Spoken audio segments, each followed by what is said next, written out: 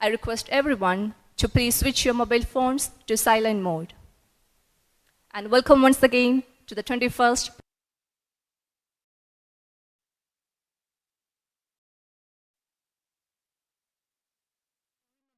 and honor the very soul of Dr. Pinto. I request everyone in the hall to kindly stand up and observe a minute of silence as a mark of respect to his enduring legacy.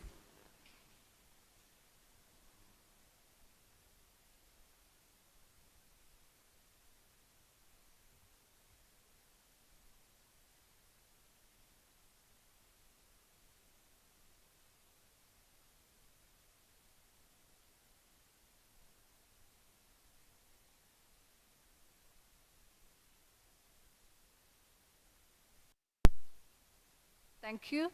You may be seated. I now invite Shri Biju J. Matthew, convener, Pinto Lecture, to deliver the welcome address. Biju J. Matthew, an IRS person, now working at the GST department, was a close associate with Dr. Pinto during the college days through student political activities. Welcome, sir.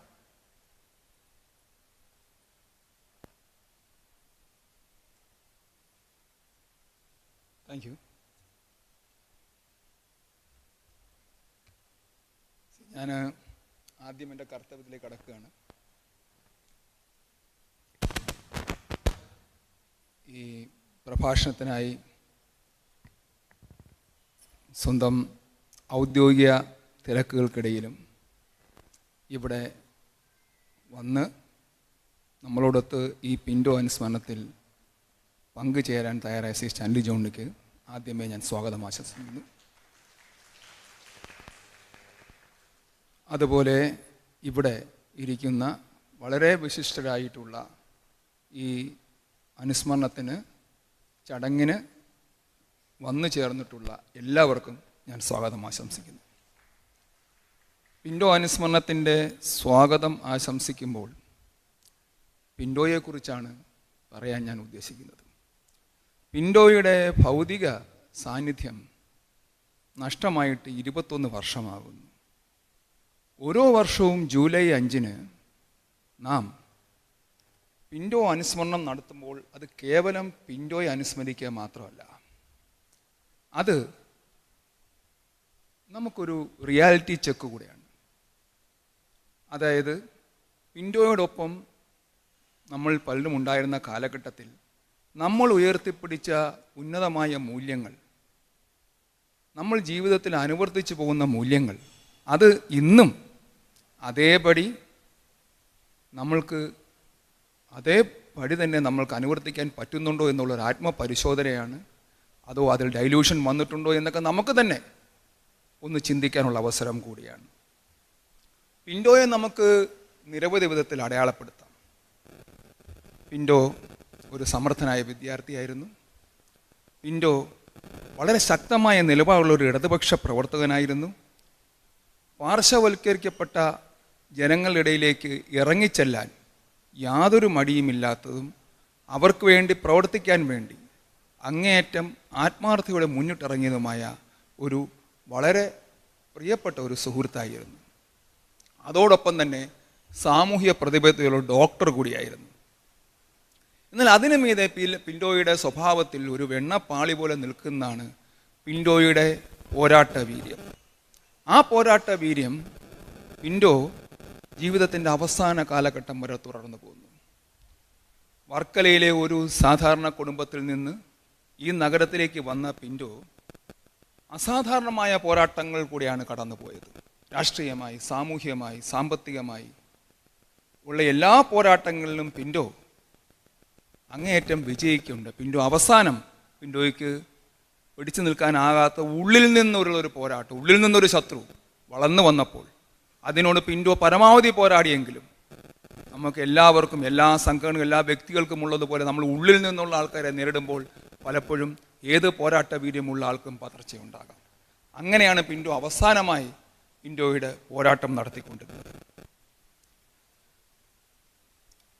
യഥാർത്ഥത്തിൽ ഈ നഗരത്തിലെയൊക്കെ പ്രായോഗിക താല്പര്യങ്ങളുള്ള ഒരു സൗഹൃദത്തിൽ നിന്ന് മാറി വളരെ ഗ്രാമാന്തരീക്ഷത്തിലുള്ള അവിടുന്ന് നിഷ്കളങ്കതയുമായ ഒരു സൗഹൃദവുമായിട്ടാണ് പിൻറ്റോ നമ്മുടെ ഇടയ്ക്ക് വന്നത്. ആ പിൻറ്റോ ഒഴുക്കിയ സൗഹൃദ പുഴ, ആ നിർമ്മലമായ പുഴ ഇന്നും നമുക്ക് തുടരാൻ കഴിയുന്നതാണ്. 21 വർഷം കഴിഞ്ഞിട്ടും ആ പിൻറ്റോയുടെ നാമത്തിൽ നമുക്ക് ഒത്തുകൂടാൻ കഴിയുന്നത്. പിൻറ്റോ എന്ന പേര് ഒരുപാട് തവണ വിളിച്ചിട്ടുണ്ടാണെങ്കിലും ഈ പിൻറ്റോ എന്ന പേരിൻ്റെ അർത്ഥം ഞാൻ എന്താണെന്ന് ആലോചിച്ചിട്ടുണ്ടായിരുന്നില്ല. ഇന്ന് ഇവിടെ അജിത്തൊക്കെ പറഞ്ഞ് ഇതിന് സ്വാഗതം ആശംസിച്ച് പറഞ്ഞപ്പോഴാണ് ഈ പിൻറ്റോ എന്ന പേരിൻ്റെ അർത്ഥം എന്താണ് എന്ന് ഞാൻ അന്വേഷിച്ചത്. അതിനുവേണ്ടി ഞാൻ വെറുതെ പിൻറ്റോ എന്ന പേരിൻ്റെ ഈ അർത്ഥം അന്വേഷിക്കുമ്പോഴാണ് ഞാൻ എൻ്റെ ശ്രദ്ധ ഇൻ്റർനെറ്റിലുള്ള ഒരു ലേഖനത്തിൽ കണ്ണുടക്കിയത്. അത് ന്യൂസ് മിനിറ്റ് എന്ന ലേഖനം, ന്യൂസ് മിനിറ്റ് എന്ന ഓൺലൈൻ മാധ്യമം, ആ മാധ്യമത്തിൻ്റെ ഒരു ലേഖനം ഇത് വന്ന അതിൻ്റെ ഹെഡിങ് തന്നെ why a group of people gather in Trivandrum to honor Dr. Pinto who died 14 years ago. അതായത് 14 കൊല്ലം മുമ്പ് ഏർലി ഇന്ത്യൻസ് എഴുതിയ ടോണി ജോസഫ് മുഖ്യപ്രഭാഷണം നടത്തിയ ആ ചടങ്ങിന് ശേഷം അതിന് വന്നിരുന്ന ഒരു ജേർണലിസ്റ്റ് ഇത്രയും പിൻറ്റോ എന്ന ഒരാളുടെ ഈ ബന്ധങ്ങൾ വെച്ച് ഇന്നും ഒത്തുകൂടി ആ വർഷങ്ങൾ കഴിഞ്ഞിട്ടും അതിനുവേണ്ടി ഇത്രമാത്രം എഫേർട്ട് എടുക്കുന്ന ഒരു സംഘം ആൾക്കാർ എന്തുകൊണ്ടത് ചെയ്യുന്നു എന്നുള്ളതിനെക്കുറിച്ച് അന്വേഷിച്ചാണ്. അപ്പോൾ ആ ലേഖനത്തിൽ പറയുന്നുണ്ട് പിൻറ്റോയുടെ ആ ഇടതുപക്ഷ രാഷ്ട്രീയം അജ്ഞാതമായിരുന്ന ഒരു കലാലയത്തിലേക്ക് അതുമായി കടന്നു വരികയും അവിടെ ഉണ്ടായിരുന്ന പരിഹാസങ്ങൾക്കും ആ വെല്ലുവിളിക്കും അപ്പുറത്തേക്ക് ഒരു ഇടതുപക്ഷ ഒരു ഗ്രൂപ്പിനെ അവിടെ ഉണ്ടാക്കാൻ കഴിയും, അതനുസരിച്ച് മുന്നോട്ട് പോവുകയും അവിടെ ഉണ്ടായിരുന്ന ഒരു മാറ്റത്തിൻ്റെ ഒരു നാന്ദിയായി പ്രവർത്തിച്ച് അതിൻ്റെ മുൻനിരയിൽ പ്രവർത്തിച്ച പിൻറ്റോയെക്കുറിച്ച് പറയുന്നുണ്ട്. അതോടൊപ്പം തന്നെ പിൻറ്റോയുടെ സുഹൃത്തുക്കൾ ഇവിടെയുള്ള ആൾക്കാർ പിൻറ്റോയെ ആ ബെറ്റ്സി പറയുന്നുണ്ട്, എൻ്റെ ഏറ്റവും മൂത്ത മകനെ പോലാണ് ഞാൻ പിൻറ്റോ അവസാനകാലം പരിചരിച്ചത് എന്നൊക്കെയുള്ള കാര്യങ്ങളൊക്കെ അതിനകത്ത് പറയുന്നതോടൊപ്പം എനിക്ക് തന്നെ അത്രമേൽ അറിവില്ലാതിരുന്ന ഒരു ഡോക്ടർ എന്ന നിലയിലുള്ള പിൻറ്റോയുടെ പ്രവർത്തനം, ആ പ്രവർത്തനത്തെ അത് വളരെ കൃത്യമായി അടയാളപ്പെടുത്തുന്നുണ്ട്. ഭരതന്നൂർ എന്ന ഒരു ചെറിയ ഗ്രാമത്തിൽ ഡോക്ടറായി പോയ പിൻറ്റോ അവിടെ ഉണ്ടാക്കിയ മാറ്റത്തെക്കുറിച്ച്, ആ ഭരതന്നൂർ നമ്മൾ ഇന്നത്തെ കാലത്ത് ഒരുപാട് സ്ക്രൂട്ടിനി ഉള്ള കാലഘട്ടങ്ങളൊന്നുമല്ല. അന്നത്തെ കാലഘട്ടത്തിൽ ഒരു PHCയിൽ ഡോക്ടർ എന്ന് പറഞ്ഞാൽ പേരിന് മാത്രം ഉണ്ടാകുന്ന ആളാണ്, ഡോക്ടറുടെ സന്ദർശനം ഒന്നുമില്ല. പക്ഷെ അതിനെ മൊത്തമായി മാറ്റി എഴുതിയ ഒരാളാണ് പിൻറ്റോ. പിൻറ്റോ അവിടെ പോവുക മാത്രമല്ല, ആ ഗ്രാമത്തിലെ ജനങ്ങളുടെ ആരോഗ്യ കാര്യങ്ങൾ അതീവ ശ്രദ്ധ പുലർത്തുകയും പിൻറ്റോ എന്ന ഒരു ഡോക്ടർ, ആ ഡോക്ടർ മനസ്സിലാക്കിയത് എന്ന് പറഞ്ഞ് നമ്മൾ വെറുതെ മരുന്നുകൾ കൊടുക്കുന്നതോ അല്ലെങ്കിൽ ഒരു സാധനം കുറിച്ചു കൊടുക്കുന്നതോ അല്ല എന്നും ഓരോ മനുഷ്യനോടും ഉള്ള മാനസികമായ അവർ കൊടുക്കുന്ന ഉത്തേജനം കൂടെ അവരുടെ രോഗത്തിന് ഭേദമാകാനുള്ള വഴിയൊരുക്കുന്നു എന്നും കൂടെ കൃത്യമായി മനസ്സിലാക്കി പ്രവർത്തിച്ച ആ പിൻറ്റോയെ ആ ഭരതന്നൂർകാർ എത്രയോ കാലങ്ങൾ നന്ദിയോടെ സ്മരിച്ചു. ആ ഭരതന്നൂർ സ്ഥലത്ത് കലാ തൽപരരായ ചില ആൾക്കാർ ചേർന്നുകൊണ്ട് പിൻറ്റോയെക്കുറിച്ചൊരു ഡോക്യുമെൻ്ററി ഉണ്ടാക്കി. ഒരു ദേശം ഒരാളോട് ചെയ്യുന്നതെന്ന പേരിൽ പിൻറ്റോ അവിടുന്ന് ട്രാൻസ്ഫറായി പോകുമ്പോൾ പിൻറ്റോയുടെ ഒരു പടം അവർ ആ PHCയുടെ മതിലിൽ അവർ തറച്ചു വെച്ചു. അവരുടെ മനസ്സിൽ ഒരുപാട് കാലമായി തറച്ച ഒരു രൂപത്തിൻ്റെ ഒരു പിണ്ടാവിഷ്കരണം നിലക്കാണ് അവിടെ തറച്ചു വെച്ചത്.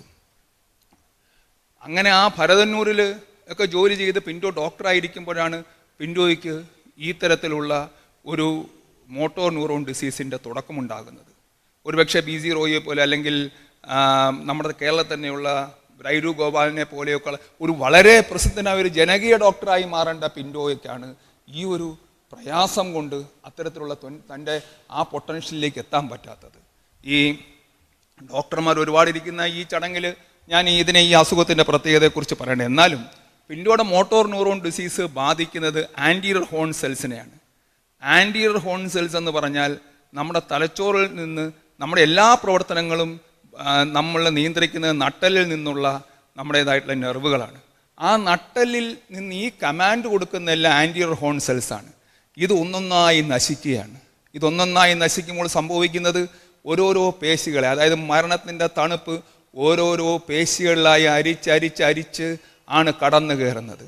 അതിങ്ങനെ അരിച്ചരിച്ച് കടന്നു കയറുമ്പോൾ നമ്മുടെ ദിഷ്ണയ്ക്കോ ബുദ്ധിക്കോ ഒരു കോട്ടവും സംഭവിക്കില്ല എന്നുള്ളതാണ് ഇതിൻ്റെ ഏറ്റവും സഹതാപകരമായ ഒരു കാര്യം നമ്മൾ എങ്ങനെയാണോ ഒരു ആരോഗ്യമുള്ള മനുഷ്യൻ്റെ അധിഷ്ഠന പ്രവർത്തിക്കുന്നത്, ഒരു ആരോഗ്യമുള്ള മനുഷ്യൻ എങ്ങനെയാണോ നിൽക്കുന്നത്, അല്ലെങ്കിൽ ചിന്തിക്കുന്നത്, അതുപോലെ തന്നെ ചിന്തിക്കുക നോക്കുമ്പോൾ നമ്മുടെ ശരീരം ഒന്നൊന്നായി തളർന്നുകൊണ്ടിരിക്കുകയാണ്.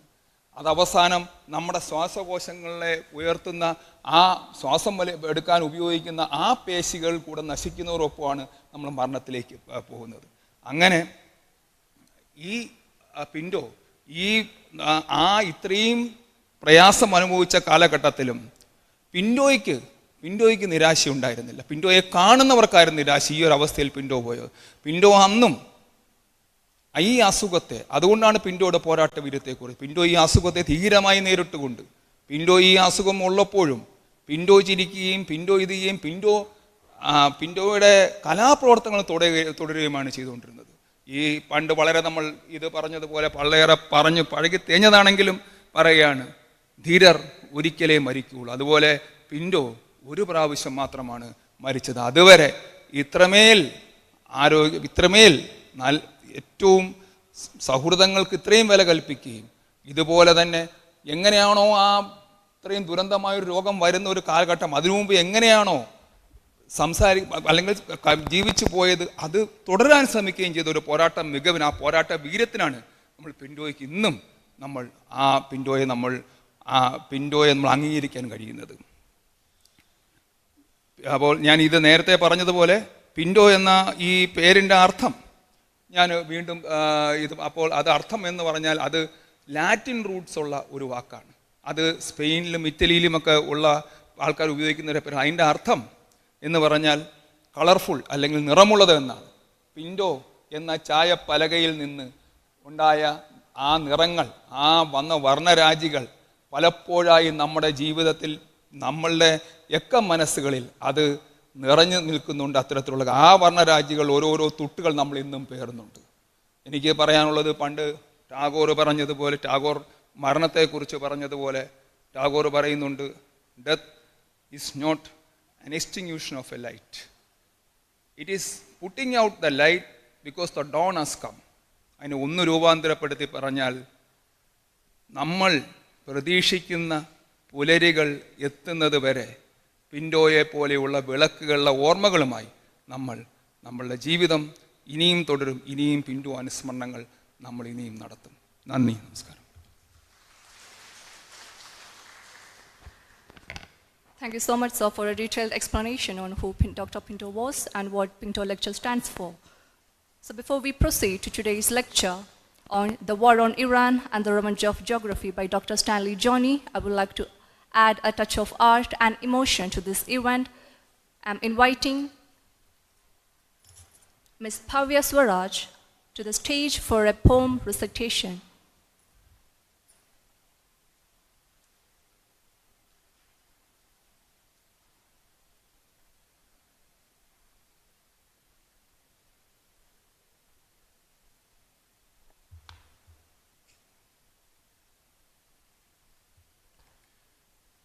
ഡോക്ടർ സി പിൻറ്റോയുടെ കവിത ചിരകാല സന്ധികൾ. ചിലപ്പോഴൊക്കെ നമ്മൾ ചിരകാല മിത്രങ്ങൾ, ശിഥിലബാന്ധവങ്ങളുടെ തിരുശേഷിപ്പുകൾ. തിരനാടകത്തിനൊടുവിൽ കരിന്തിരിപ്പുകയായൊടുങ്ങും അരങ്ങിൻ ദൃക്സാക്ഷികൾ. നീ അറിഞ്ഞതും ഞാനണിഞ്ഞതും നിന്നെ ചൂഴ്ന്നതും എന്നിലാഴ്ന്നതും ഒരേ തൃഷ്ണകൾ, ഒരേ നിഷ്ഠകൾ, ഒരേ ചൂടും ചൂരും ദുരായ്മയും, ഒരേ വാക്കും പോക്കും പോരായ്മയും. ഇന്നലെ വരെ നമ്മൾ ഒരേ കളരിയിൽ, ഒരേ ഗുരുവിൽ, ഒരേ ആയുധങ്ങളിൽ പരിചയിച്ചവർ, പരീക്ഷിച്ചവർ. ഇന്ന് നിനക്കു ജയിക്കണം, എനിക്കോ ജയം പോരാ. കാലടി മണ്ണ്, ഒരു പിടി വറ്റ്, ഒരിറ്റു വെള്ളം, ഒരു തുണ്ടു വൽക്കലം, പിന്നെ ഒരു കുമ്പിൾ ചുടുനിണം. സഹോദരാ, എത്ര യുഗങ്ങൾ, യുദ്ധങ്ങൾ, എത്ര ദൂതുകൾ, ദുരിതങ്ങൾ, ചിത്തഭ്രമത്തോളമെത്തും ദുസ്വപ്ന സത്യാന്വേഷണ പരീക്ഷണങ്ങൾ. ഇന്ന് എനിക്കുമേൽ ജയം നിനക്കനിവാര്യം, നിനക്കുമേൽ പക്ഷേ എനിക്കധന്യം. നീ ഒന്നാമൻ, ഞാൻ പിന്നാമൻ, നീ മേലാളൻ, ഞാനധകൃതൻ. നിനക്കുടുക്കാൻ ഞാൻ നെയ്യണം, നിനക്കുണ്ണാൻ ഞാൻ വിതയ്ക്കണം, നിനക്കു പ്രകാശിക്കാൻ ഞാൻ എരിയണം. നിന്റെ നഗരത്തിലെന്നും ആഘോഷം, എൻ്റെ ഗ്രാമത്തിലെന്നും പട്ടിണി. എല്ലാം സഹിക്കാം, എൻ്റെ പാട്ടുപുസ്തകം മാത്രം കട്ടു നീ പോയതൊഴിച്ച്. നീ മഹാകവിയായി, ഞാൻ വെറും പാണൻ. നീ മഹാകവിയായി, ഞാൻ വെറും പാണൻ. എങ്കിലും നമ്മൾ ചിരകാലമിത്രങ്ങൾ, ബന്ധുക്കൾ, അയൽക്കാർ, സോദരങ്ങൾ, മകനച്ഛനമ്മ പെങ്ങന്മാർ, ഒരേ കൂരയിൽ ഒരേ കിടക്കയിൽ കെട്ടിപ്പിടിച്ചു മയങ്ങിക്കിടപ്പവർ. നിന്റെ പാനീയത്തിൽ വിഷം ചേർത്ത കാര്യം എന്തുകൊണ്ടോ ഞാൻ മറന്നുപോയി. നിന്റെ പാനീയത്തിൽ വിഷം ചേർത്ത കാര്യം എന്തുകൊണ്ടോ ഞാൻ മറന്നുപോയി. നന്ദി.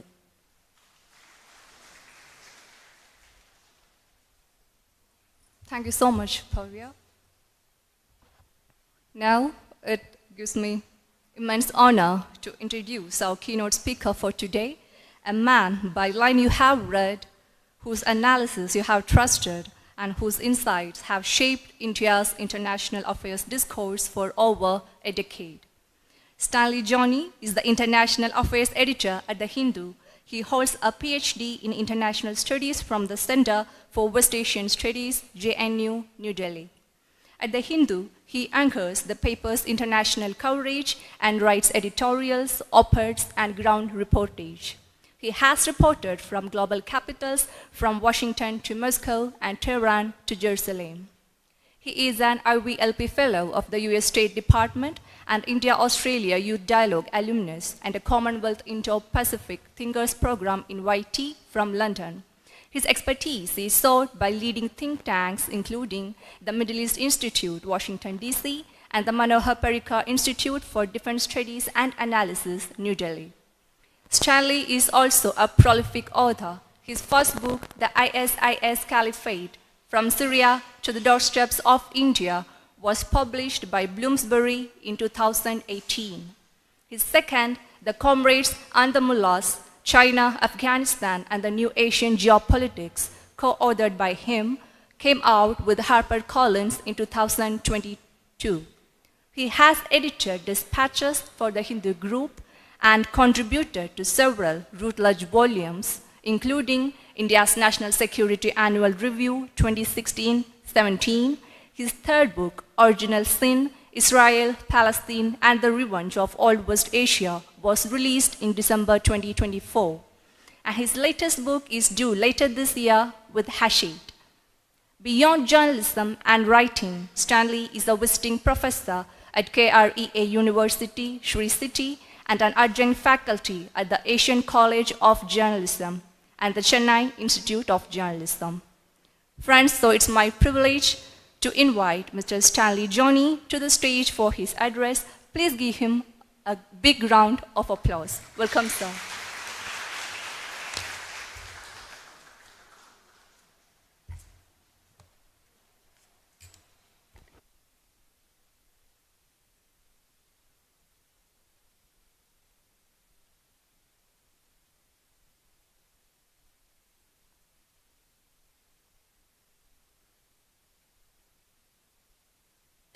and Ms. Bhavya for the poem recitation.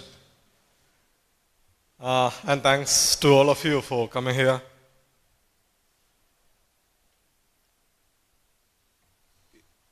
ഈ 21ാമത് പിന്റോ മെമ്മോറിയൽ ലെക്ചറിൻ്റെ ഭാഗമാകാൻ സാധിച്ചതിൽ, അല്ലെങ്കിൽ ഇതിന് തന്നെ ക്ഷണിച്ചതിൽ ആദ്യമേ തന്നെ ഇതിൻ്റെ സംഘാടകരോട് നന്ദി പറഞ്ഞു കൊള്ളട്ടെ. ഡോക്ടർ പിന്റോയെ നേരിട്ട് പരിചയപ്പെടാനുള്ള ഒരു അവസരം എനിക്കുണ്ടായിട്ടില്ല. പക്ഷെ അദ്ദേഹത്തെ പറ്റി അദ്ദേഹത്തിൻ്റെ സുഹൃത്തുക്കളിൽ നിന്നും അദ്ദേഹത്തിൻ്റെ എഴുത്തിൽ നിന്നുമാണ് അടുത്ത കാലത്ത് കൂടുതൽ അറിയാൻ സാധിച്ചത്, പ്രത്യേകിച്ചും അദ്ദേഹത്തിൻ്റെ കവിതകളിലൂടെ. ഇപ്പോൾ ഇവിടെ തന്നെ വായിച്ച വരികളിൽ നിന്നും വ്യക്തമാണ്. അതായത് നമ്മൾ പറയുക, വിജയിച്ചവരെ പറ്റി ഹിസ്റ്റോറിയൻസ് എഴുതുമ്പോൾ പരാജയപ്പെട്ടവരെ പറ്റിയാണ് കവികൾ എഴുതാറ് എന്നാണ്. ജീവിതത്തിൽ നിന്ന് പുറന്തള്ളപ്പെട്ട ആളുകളെക്കുറിച്ച്, പലപ്പോഴും പുറത്ത് നിർത്തപ്പെടുന്നവരെക്കുറിച്ചാണ് കവികൾ ആകുലരാവുന്നതും എഴുതുന്നതും. ആ വേദന പിന്റോയുടെ എഴുത്തുകളിൽ നമുക്ക് കാണാം. ഞാൻ അടുത്ത കാലത്താണ് അദ്ദേഹത്തെ പറ്റി കൂടുതലായി വായിക്കുന്നത്. ആ വേദന അദ്ദേഹത്തിൻ്റെ എഴുത്തുകളിൽ നമുക്ക് കാണാം. പലപ്പോഴും നമ്മളെ തന്നെ അതിൽ തന്നെ നമുക്ക് കാണാനും സാധിക്കും. അദ്ദേഹത്തിൻ്റെ ഓർമ്മകളെ, അല്ലെങ്കിൽ അദ്ദേഹം നമ്മളെ വിട്ടു പിരിഞ്ഞിട്ട് ഇത്ര വർഷമായിട്ടും ആ ഓർമ്മകളെ ഇപ്പോഴും നിലനിർത്തുന്നത്, അദ്ദേഹത്തിൻ്റെ കോൺട്രിബ്യൂഷനെ ഇമ്മോർട്ടലൈസ് ചെയ്യുകയാണ് ഈ പ്രഭാഷണ പരമ്പരയിലൂടെ അദ്ദേഹത്തിൻ്റെ സുഹൃത്തുക്കൾ ചെയ്യുന്നത്. അതിലും വലിയൊരു അംഗീകാരം ഒരാൾക്ക്, ഒരു സുഹൃത്തിന് കിട്ടാനില്ല എന്നാണ് എൻ്റെ അഭിപ്രായം. അതിൻ്റെ ഭാഗമാകാൻ സാധിച്ചതിൽ ഒരുപാട് നന്ദിയുണ്ട്. അതിന് എന്നെ ഇവിടെ കൊണ്ടുവന്നതിൽ എല്ലാവരോടും, ഇതിൻ്റെ സംഘാടകരോട് പ്രത്യേകിച്ചും നന്ദി പറയുന്നു. ഞാൻ എൻ്റെ നാട് ഇരിങ്ങാലക്കുടയാണ്, പഠിച്ചതും വളർന്നതും അവിടെയാണ്. കഴിഞ്ഞ ഒരു 20-22 വർഷമായി കേരളത്തിന് പുറത്താണ് താമസിക്കുന്നത്. പ്രൈമറിലി ഇൻ്റർനാഷണൽ റിലേഷൻ സ്റ്റുഡൻറ്റ് എന്നുള്ള രീതിയിലാണ് ഞാൻ എന്നെ കാണുന്നത്. ഒരു പ്രാക്ടീസിങ് ജേർണലിസ്റ്റാണ്, പഠിപ്പിക്കുന്നുണ്ട്. പക്ഷേ IR-നെ ഒരു വിദ്യാർത്ഥിയുടെ കൗതുകത്തോടു കൂടിയാണ് ഇപ്പോഴും ഇൻ്റർനാഷണൽ റിലേഷൻസിനെ ഫോളോ ചെയ്യുന്നത്. വെസ്റ്റ് ഏഷ്യയാണ്, പ്രത്യേകിച്ച് നമ്മളിപ്പോൾ ഇറാൻ, ഇസ്രായേൽ, പാലസ്റ്റൈൻ എന്നൊക്കെ പറയുമല്ലോ. ഒരു വെസ്റ്റ് ഏഷ്യൻ പ്രദേശത്തെ പറ്റിയാണ് പഠിച്ചതും ഗവേഷണം ചെയ്തതും എഴുതിയതും പുസ്തകങ്ങൾ എഴുതുന്നതും എല്ലാം. അപ്പോൾ ഈ വിഷയത്തെപ്പറ്റി എഴുതുന്നതും വായിക്കുന്നതും സംസാരിക്കുന്നതും എല്ലാം ഇംഗ്ലീഷിലായതുകൊണ്ട് ഈ അടുത്ത 40 മിനിറ്റോളം ഇംഗ്ലീഷിൽ സംസാരിക്കാൻ അനുവദിക്കണം. അപ്പം അതിനുശേഷം question answers I can handle both.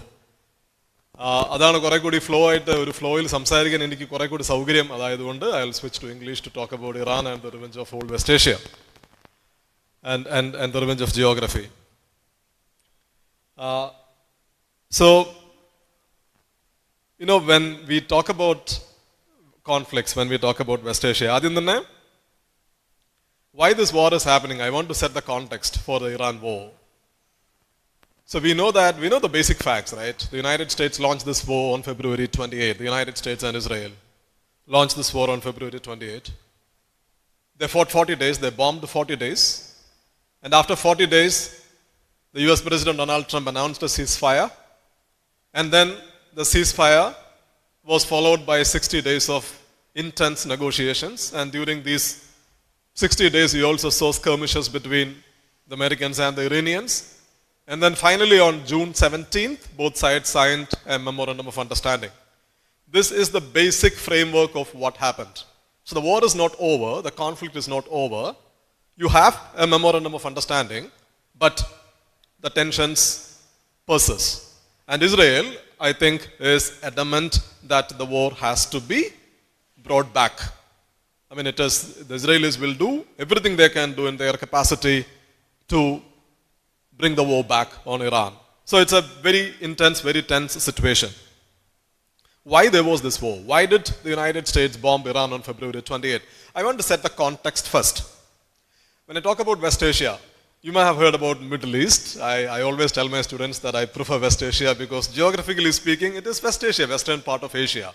Especially for us Indians. We look at West and then we see the Arabian Sea, and across the Arabian Sea you see the Persian Gulf, and then you see the you see the Arab world as well as Israel. So geographically speaking, it's West Asia.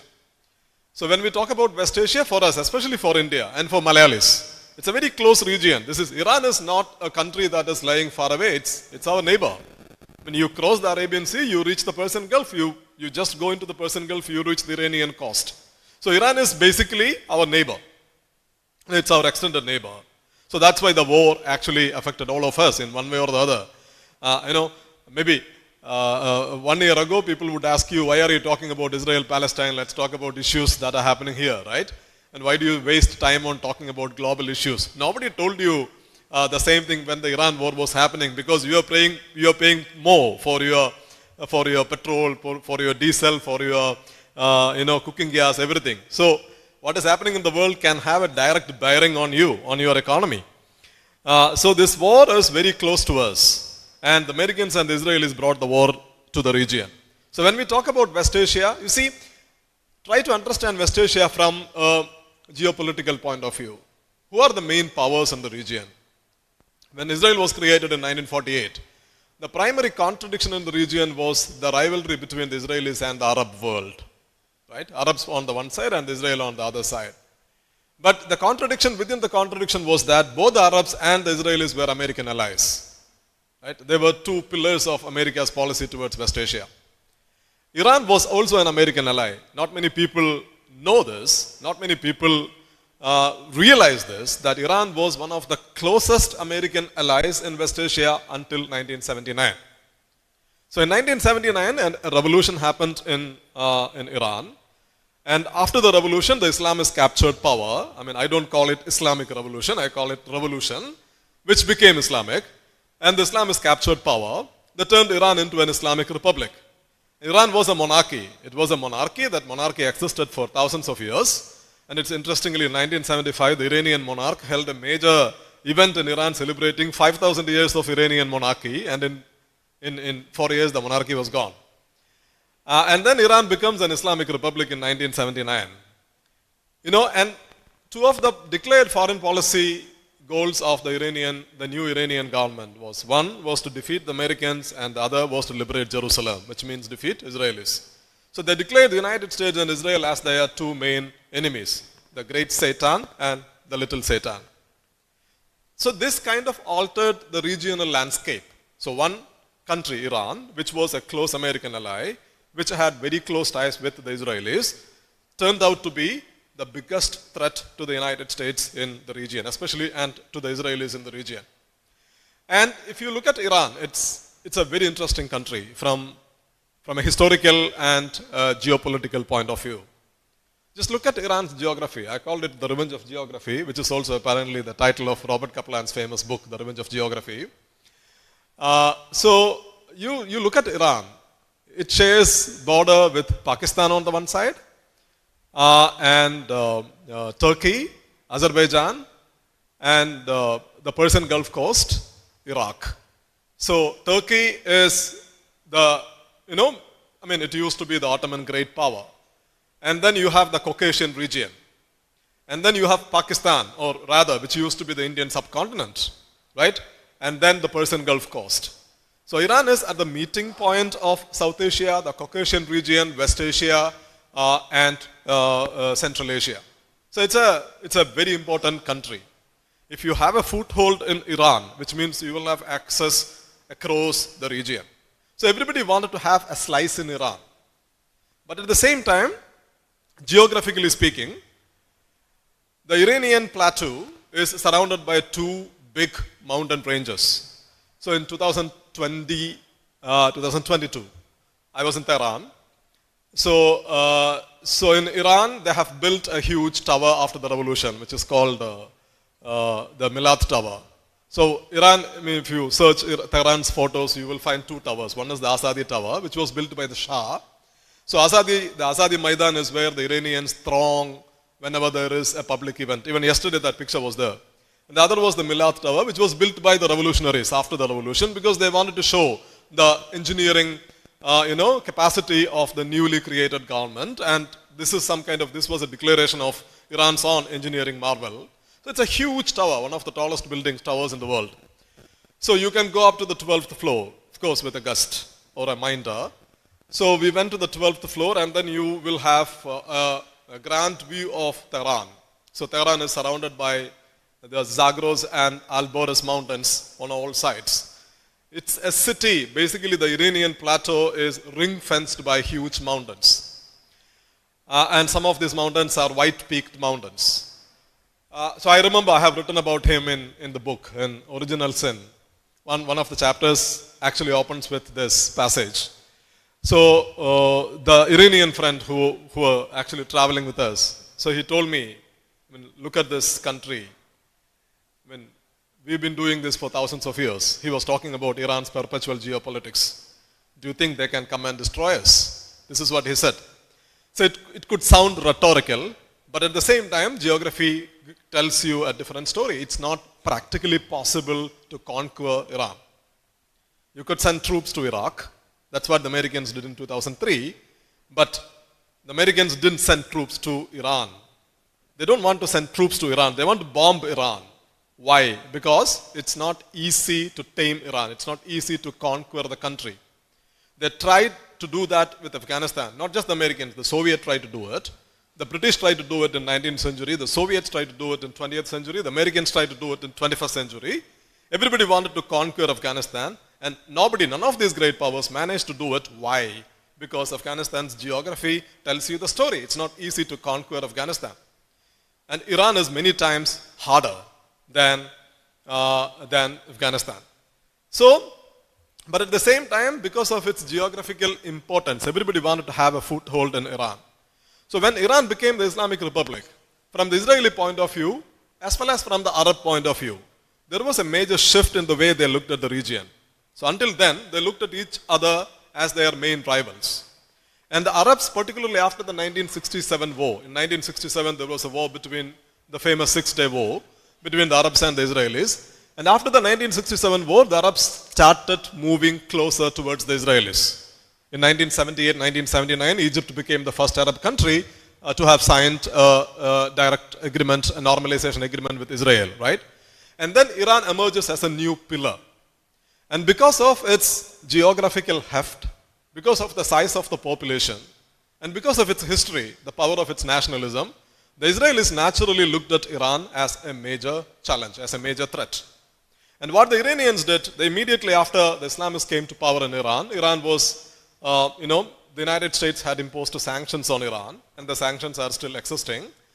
Very tough, biting, crippling sanctions are still existing on Iran.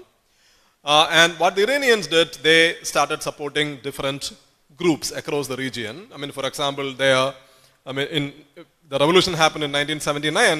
In the early 1980s, 1982, Hezbollah was created in Lebanon in the context of an Israeli invasion of Lebanon in 1982. So this is what the Iranians call their forward defense. They also call it their axis of resistance, which means they started supporting different militia groups, and they have their own calculus. They have their own logic to explain this policy. So they support Hezbollah, they support Hamas, because the Iranian point of view is that Hamas is the liberation fighters fighting for the liberation of the Palestinian territory, so they continue to support them. This is what the Iranians are saying. They also support the Houthis in Yemen, and they also support the Hashad al-Shabi in Iraq.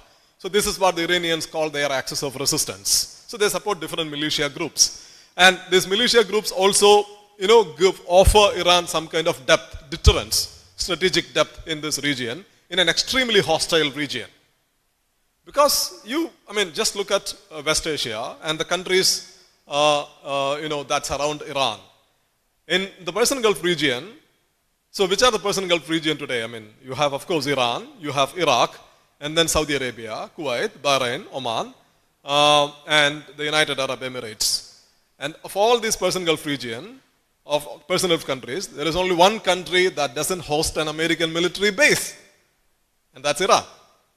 Everybody else has American military base. And all countries except Oman have permanent American military bases. For example, the Al Udeid Air Base in Qatar hosts some 10,000 American troops. And Prince Sultan Air Base in Saudi Arabia is one of the largest air base facilities in the region. The air base in UAE hosts up to 5,000 to 10,000 American troops. So Iran is, in this region, Iran is practically surrounded by American bases. And I'll tell you how Iran used this weakness as an advantage during the war. So this is how Iran is placed in the region. And the Israelis always wanted to solve this Iran problem. They always wanted to solve this Iran problem. But they didn't want to go for a direct confrontation with Iran because of the obvious risks.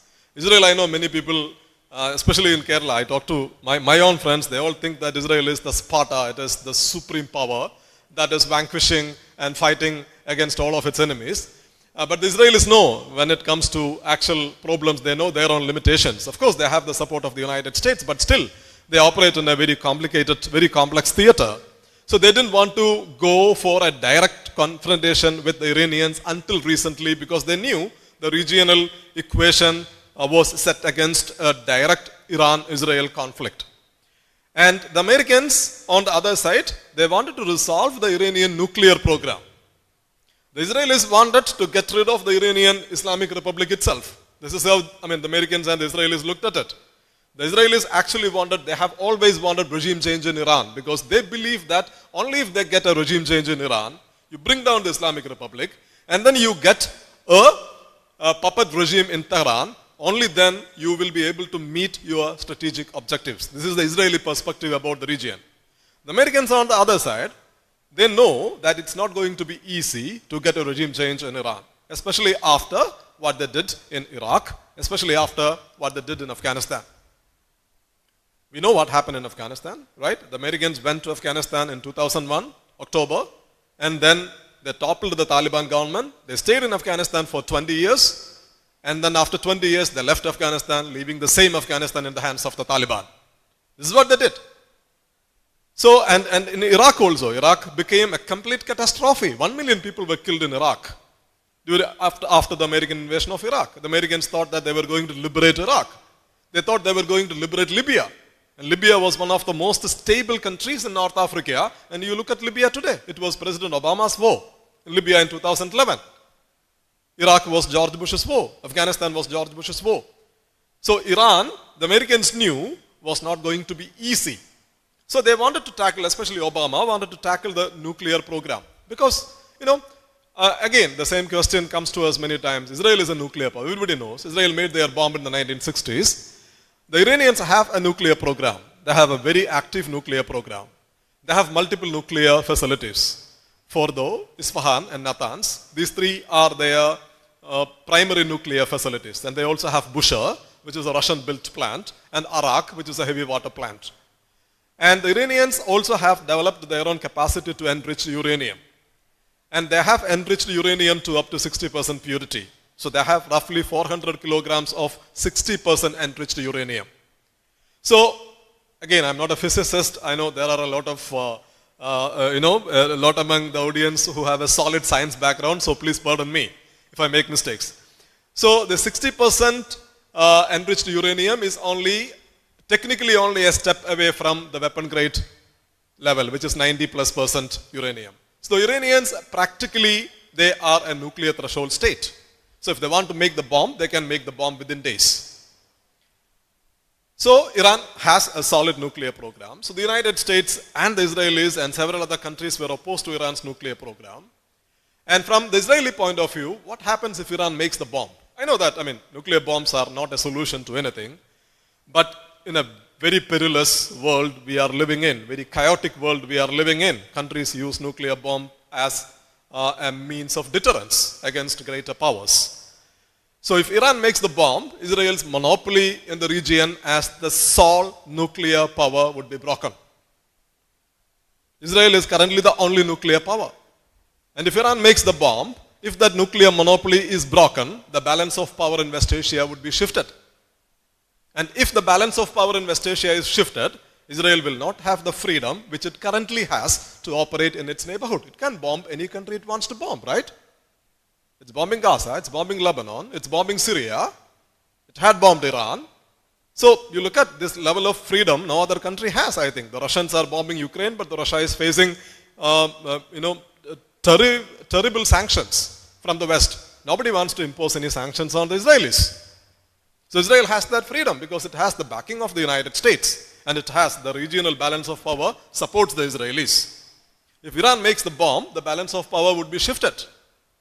So that's why both the Israelis and the Americans are opposed to Iran making a nuclear bomb. So the Americans wanted to tackle this. So that's why the Obama administration back in 2013 started direct negotiations with the Iranians and they reached an agreement in 2015 And as part of that agreement, Iran agreed to curtail its nuclear program, open up its nuclear facilities for the IAEA inspection. Iran promised that they would never make a bomb. In return for the United States and the West lifting sanctions on Iran. The Obama administration had signed this agreement. This is called the JCPOA, Joint Comprehensive Plan of Action. But the Israelis were not happy with that. So the Americans, especially the Obama administration, they looked at it, they had a nuanced view. Their view was that regime change was beyond the practical means. And they wanted to solve the nuclear program, stop Iran from becoming a nuclear power.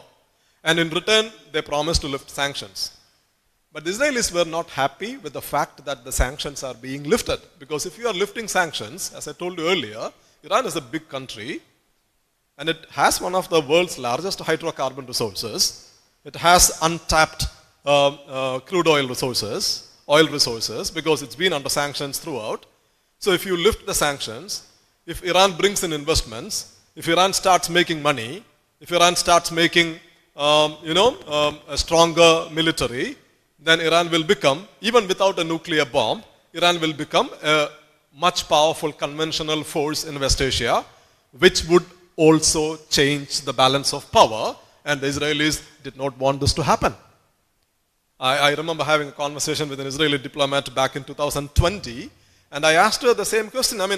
Don't you think that the Israelis called the deal, the JCPOA was a very bad deal. I asked her, isn't it better to have a bad deal rather than having no deal at all? She said, no, we don't want a bad deal. We would prefer a no deal, because with a no deal, we could go to war with the Iranians. This is how the Israelis always looked at it.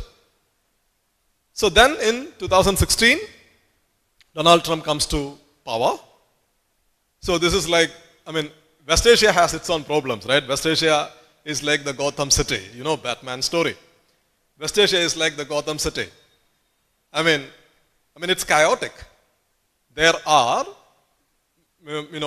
bellicose lords and they fight against each other, but still there is some order even amidst the chaos. And then the Joker comes, destroys everything. This is what happened in 2016. Donald Trump became the president, and one of the first things he did was to unilaterally withdraw the United States out of the JCPOA, saying this is the worst deal in America's history. I'm sure he might be repenting now. That was his first mistake. He pulled the United States out of the Obama deal, and then he reimposed sanctions. And Trump thought that if the Iranians could talk to the Obama administration and make a deal with them, why can't they do the same thing with me? This is what he thought. But the Iranians had a different perspective. The Iranians thought that we held 3 years of negotiations with the Americans, painstaking negotiations with the Americans. We signed the agreement. We opened up our nuclear program. We invited the IAEA. We curtailed our enrichment capacity. We did everything, and the Americans promised that they would lift the sanctions, and another American president comes and everything goes kaput. This is how the Iranians looked at it. When we talk about the Iran conflict, it's mostly said from the American perspective. Nobody is trying to explain it from the Iranian perspective. Like Stephen Walt recently said, other people also have histories. The Iranians have their own history. They looked at the whole incident differently. So what the Iranians did? They didn't want to talk to the Trump administration. Instead, they went back to nuclear enrichment. That's when they started enriching uranium up to 60%. Back in 2015, they were only enriching up to 20%. They scaled it up. They escalated. So this is what the Iranians did. So this set the stage for the conflict. And then Trump came back to power just 2 years ago. We know that before that, in October 2023, Hamas carried out this attack on Israelis. That was a defining moment, a watershed moment in West Asia. So after the Hamas attack, what the Israelis did, they immediately started their war on Gaza, right? I met a doctor who served in Gaza. What happened in Gaza is, everybody knows, it's horrible, it's beyond that. We have a lot of testimonies, UN investigations and everything. What is going on in Gaza. So the Israelis started this war on Gaza, and they didn't confine the war only to Gaza. So Israel sensed an opportunity after October 7 to regionalize their conflict because their ultimate objective, as I told you earlier, was Iran, not just Palestine. So they started bombing Gaza, they started bombing Lebanon, because in Lebanon they went after Hezbollah. In Syria, they started bombing the Syrian government positions. Those days the Syrian government was Bashar al-Assad's government. And Bashar al-Assad's government was a close ally of Iran and Hezbollah. What the Israelis wanted was to bring down the Bashar al-Assad government in Syria. Because once Bashar al-Assad falls, the link between Hezbollah and Iran will be snapped. And once that link is snapped, both Iran and Hezbollah would be weakened. And once they are weakened, you can go after both of them. This is what the Israelis wanted to do. And it's very interesting that in Syria, the Israelis carried out thousands of airstrikes in Syria, and they never attacked this group called HTS. HTS is Hayat Tahrir al-Sham. This group was based in this northern Syrian province called Idlib. And their leader was this guy called Abu Muhammad al-Jawlani. Abu Muhammad al-Jawlani was the leader of Fateh Jabhat al-Nusra. And Jabhat al-Nusra was the official Syrian branch of Al-Qaeda. They never targeted him. Instead, they went after the Syrian government. And it's interesting that in November 2024, after Israel carried out 1 month of bombing on Hezbollah, Hezbollah was forced to retreat. Hezbollah was forced to withdraw their troops from Syria, where they were supporting the Syrian government. So Hezbollah was on the back foot in Lebanon. And then Jolani's forces started moving towards Damascus from, of course, with support from the Turks. They started moving towards Damascus from Idlib. And within 12 days, he would take over Damascus. The Syrian government would fall. So now Jolani, who calls himself Al-Shara, he changed his name because nobody wanted to identify him with the same old Al-Qaeda guy. So he changed his name, he changed the name of his organization. But, I mean, he's the president of Syria today. And he went to the White House, he met Trump, they had a great photograph, etc., etc. And the Israelis are also pretty happy with Al-Qaeda being in charge of Syria. They didn't want Bashar al-Assad. And when Assad came down in December 2024, it was evident that the Israelis would bomb Iran. And that's exactly what happened in 2025, June. This is what we call the 12-day war. In June 2025, the Israelis started bombing Iran because their ultimate goal is to take the Iranian government down. And the Israelis started bombing Iran. Iran started retaliating. They started firing back missiles towards Israel. And the United States on June 21st, the United States carried out one single strike in Iran. Their B-2 bombers and they used bunker busters to attack the 3 Iranian nuclear facilities, Fordo, Natanz and Isfahan. And after that, Trump famously declared that he had obliterated Iran's nuclear program. He said he had obliterated Iran's nuclear program, and then he brought in a ceasefire. And the Israeli generals compared their attack, the initial June 12 attack, to the Red Wedding. You know, in Game of Thrones, you know what the Red Wedding is, when House Stark was assassinated, was murdered by House Frey at the behest of the Lannisters. So the Israelis called it Red Wedding because they claimed that they killed a lot of Iranian generals and that had decapitated Iran's military force. And the Americans claimed that they had destroyed Iran's nuclear program, except that they didn't. So there were 2 problems. One, I mean, everybody knew an Israeli attack was imminent. And if people like us knew an Israeli attack was imminent, the Iranians definitely knew an Israeli attack was coming. The Iranians definitely knew. And if the Iranians knew an Israeli attack was coming, the question is, why should they keep their 60% enriched uranium in the same nuclear facilities that they were damn sure would be targeted by the Americans and the Israelis? So there is a very high possibility that the Iranians had disbursed their highly enriched uranium across the country. And it's a very, very big country, 75 times bigger than Israel. And then the second problem is that immediately after the war, Iran cut off IAEA's access to its nuclear facilities, which means Iran's nuclear program went absolutely dark. So after this, the Americans and the Israelis actually started panicking. Because until then, the IAEA had its eyes and ears on Iranian nuclear program. Now they don't. And then you have all kind of theories. Massachusetts Professor Pascal said that Iran had already become a nuclear power. I mean, he said that it would take only, Iran has nuclear deterrence. He argued that if Iran ever comes under nuclear attack from the Israelis, Iran can basically retaliate within days. It won't take much time to assemble a bomb using the existing industrial capacity because they have the centrifuges, they have the highly enriched uranium. So, the Israelis definitely wanted to take another shot. And another shot means they wanted regime change. In Jan 2026, there was a massive protest in Iran, the protest was started by the traders in Tehran in December 2026, which snowballed into a large nationwide protest. Donald Trump immediately stepped in. He offered support for the protesters. He said help is on the way. He asked the Iranians to take over their institutions. And the Israelis, Mossad was tweeting. I mean, I know that because I've been following this to report, to write about it.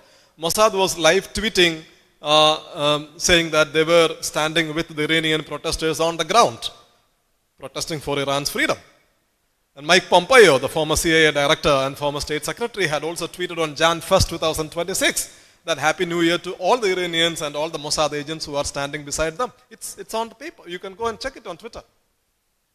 It's on the record. So, yes, definitely there was genuine anger towards the government. I'm not discounting that. Iran is it's a semi-oppressive system with some kind of democratic representation, but it's a country that is also living under sanctions with practically no economic progress at all, which is producing oppression on the one side, lack of economic progress on the other side. I mean, that is a deadly combo. That is triggering cycles of protests in Iran. Protests for social freedom, protests for economic empowerment, improvement, etc., etc. That's what you saw in Jan as well. But it was also egged on by other actors were also present. And the Iranians crushed the protest on Jan 8th and 9th, 2 nights of massive crackdown. So they crushed the protests. And then pressure started mounting on Donald Trump because he had offered help. And the Israeli plan was that they thought if the Americans and the Israelis start another war, if they decapitate the state, you take out Ali Khamenei, who is the supreme leader, you kill all the top echelons of Iran's military leadership, their theory was that the Iranian regime, the state, would collapse. They thought that if you take out Khamenei, there would be chaos on the streets, and in that chaos, the Kurds would be empowered. They were already armed, so they can move from the western side, and then the Baluchis can move from the southern side. And out of this chaos, there would be a new leadership that is more amenable, more accommodative, would emerge to take control of the country. This was the plan. And Trump also thought that the war would be over in 3 days. Because there is this conversation between Trump and Keir Starmer, which was reported. Because Trump asked Starmer that on February 28, he wanted Starmer to send the British aircraft carriers to the Persian Gulf. He said that, I mean, this is exactly what Trump said. He said that I know that all of your aircraft carriers are so bad, but still, if you want to send them, you send them to the Persian Gulf. Starmer said that I need to discuss it with my team. So I'll get back to you next week. Trump said next week would be too far away. The war has already begun and it's going to be over in 3 days. He started the war on Saturday when markets were closed, and Trump thought that the war would be over on Monday, like what he did in Venezuela. But he was proved wrong. Their expectation was that the Iranian state would collapse if you kill Khamenei. That didn't happen. So the Iranian response, if you look at it, first of all, I think the Iranians were prepared for the war this time, better than June 2025. They knew the crisis was not over, and they had a plan. Their response, I would say, that had 3 parts. One was to preserve the state. Because if you don't have the state, you don't have anybody to fight for. Right? So, preserve the state. This was the first response, the first plan. The second was to regionalize the war. In June 2025, the Iranians responded by attacking only Israel. They didn't touch the Arab countries. They didn't touch the Strait of Hormuz. They attacked only Israel. Israel bombed us. We are retaliating against them. This was the plan. This was their response in June 2025. But this time, they regionalized the war. The first country they attacked was Bahrain. The 5th Fleet headquarters in Manama. And then the third thing that they used, which was their trump card, was closure of the Strait of Hormuz. So this is how the Iranians responded. If you look at the American demands or the Israeli demands before the war, they had listed out 4 demands, right? They wanted to destroy Iran's nuclear program. They wanted to destroy Iran's missile program. They wanted to stop Iran from supporting Iran's non-state allies, Hamas, Hezbollah, and Houthis. And they wanted regime change. Just look at the 4 demands. The 3 demands are linked to the 4th one. Because no Iranian president is going to say, okay, fine, I'm going to stop making bombs. I'm going to give up my missiles. No Iranian leader can afford to say that, right? I mean, you will get an Iranian leader to say that only if you get a regime change and you get a puppet in place in Tehran. So all the 3 demands, the first 3 demands are linked to the 4th demand. The 4th demand or the 4th objective was the most important objective. And that objective was to bring about regime change. And I told you it's not easy to invade Iran because of its geography, topography, because of the ideologically rooted Iranian state, because of the availability of millions of IRGC to fight for that state. It's not like Saddam Hussein's Baathist Iraq. Far from that. So it's not possible to invade. So the plan is to bomb, decapitate, sow chaos, and out of the chaos you build another state. This was the plan. So the Iranian response was primarily to preserve the state. And they succeeded. They prevailed. One of the first things they did was that the Supreme National Security Council, which at that time was headed by Ali Larijani, you might know him. He was the philosopher king. He was also assassinated on March 17th by the Israelis. But when the war began, Larijani was already in control. Khamenei was assassinated, but Larijani stepped in. And the Supreme National Security Council took over the state affairs. And the IRGC commander was also killed. Pakapur was killed. And then a new commander stepped in and took over IRGC. His name is Ahmad Wahidi. He is called the Ghost General because he made his first appearance just now, yesterday, during the funeral ceremony of Ali Khamenei. So IRGC emerged as the main response vehicle while the Supreme National Security Council kind of restored the state after the initial blow. So they preserved the state. And then they regionalized the war. They attacked Bahrain, they attacked Kuwait, they attacked Saudi Arabia, the UAE, and Qatar. Even Oman was targeted. Oman was more or less aligned with the Iranians before the war, but even Oman wasn't spared. Because the Iranians knew that, always you looked at American bases. They were surrounded by American bases, and this was seen as the biggest threat Iran had faced. And Iran turned that biggest threat into a wartime opportunity. They started attacking all these countries, and their explanation was that they were not attacking the UAE, they were not attacking Qatar, they were attacking the American base in Qatar. So the cornerstone of the partnership between the Persian Gulf countries and the United States was that the United States would provide them security.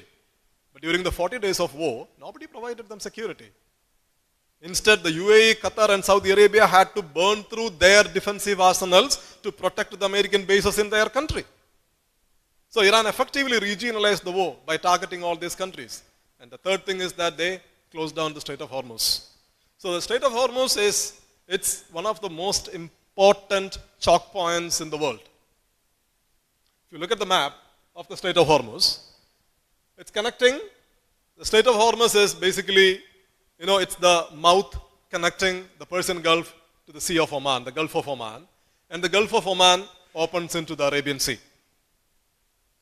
And most of the Arab countries, they export their Persian Gulf countries, they export their oil and gas from their ports in the Persian Gulf. Which means all their containers, their tankers, their vessels have to go through the strait. And at its narrowest point, the Strait of Hormuz is just 35 kilometers wide between the Iranian and the Omani coast. Just 35 kilometers wide. So all Iran had to do was to send a couple of drones to tell the shippers that you are not allowed to pass through the strait. They don't have to enforce a military blockade. Because once you start attacking the ships, the risks go up. The insurance premium goes up. And then the containers would stop transiting the route. So this is what the Iranians did on day 2 of the war. They shut down Strait of Hormuz.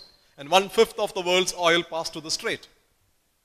The Iranians always knew that the strait would be a great weapon in their hands. They refused to use it until recently. But this war, they looked at this war, and then they saw an existential threat because their supreme leader was assassinated.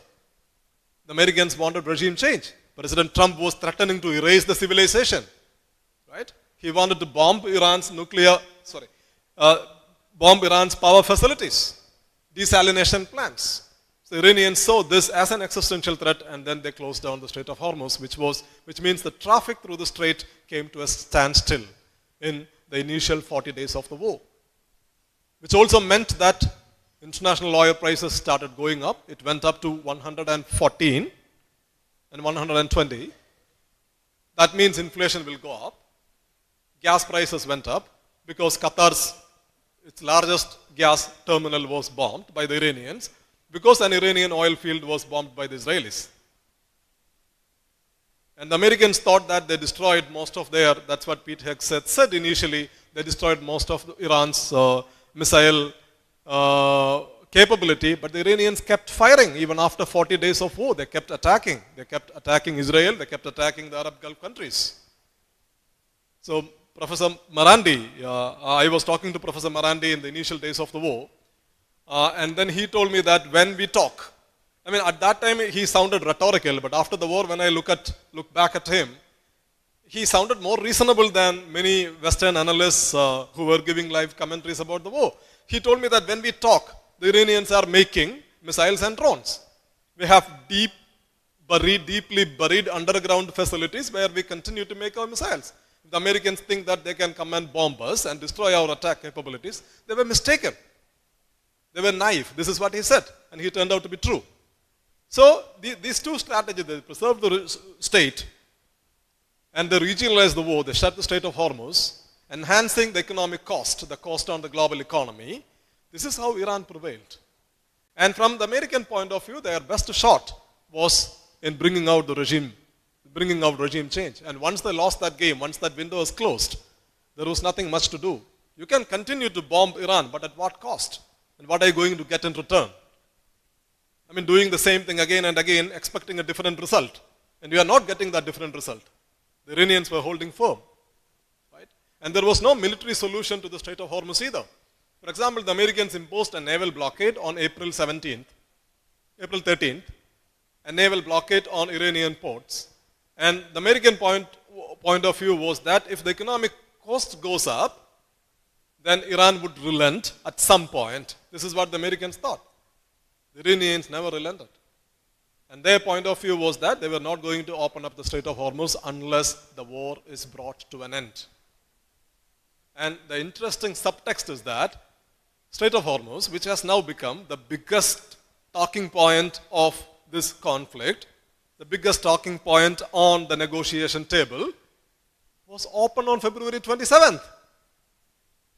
It was open on February 27th. The Iranians closed it only after the war the Americans and the Israelis launched. And now the United States wants the Iranians to reopen the Strait of Hormuz as part of an agreement. This is what they want. What the Iranians did when the United States imposed the blockade, they told the Americans that we will first negotiate an end to bringing the war to an end and removing the bottlenecks, which means reopening the Strait of Hormuz, removing the American naval blockade, and then get a ceasefire on Lebanon, and only then we will talk about the nuclear program. This is the position the Iranians had taken. And there was an MOU, right? An MOU was signed on June 17th. It was announced on June 15th, signed on June 17th. And if you read the MOU, the Memorandum of Understanding, Trump had made all kind of wild, sweeping claims on his Truth Social post. He said that he had destroyed Iran's navy, he had destroyed Iran's air force, he had destroyed Iran's attack capabilities. They are finished. Iran was deleted. This is what he said in one of his posts. It's great entertainment to read him in the evenings, especially. But if you read the text, read the fine text of the MOU, it's interesting. Even I was surprised. When I was trying to follow the war very closely, and I knew that the Iranians were not going to make any major concessions, but even I was surprised because the Americans had made a lot of concessions in the text. There is going to be a 300 billion development fund for Iran's reconstruction. And the MOU which President Trump had signed says that the United States would help set up that fund. Iran would get access to some $24 billion of unfrozen funds. When Obama signed the agreement, he sent $1.7 billion and Trump made a huge fuss out of it. Now $24 billion they will get access to. And Trump also says that there has to be a regional ceasefire, including in Lebanon, and Lebanon's sovereignty and territorial integrity has to be respected. And the MOU also says that the United States and Iran will respect each other's sovereignty and then stay away from issuing threats, etc., etc. Whether Trump is going to respect these commitments is a different matter, but still, if you read the text, this is a text signed by both presidents. And it's astonishing the kind of concessions the United States has given after they claimed that they had won the war. And the Iranians on the other side, their most important pledge, promise, commitment is that they will never make a nuclear bomb, which has been their position since 1979. And they had made even this position on the record in 2015 when they signed the nuclear agreement with the Obama administration. They repeated that position. We are not going to make the bomb.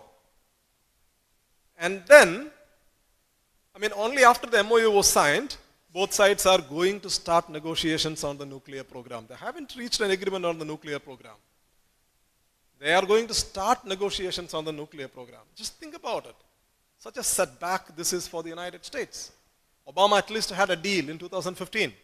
Now Trump has a deal to reopen the Strait of Hormuz, which was open before his war.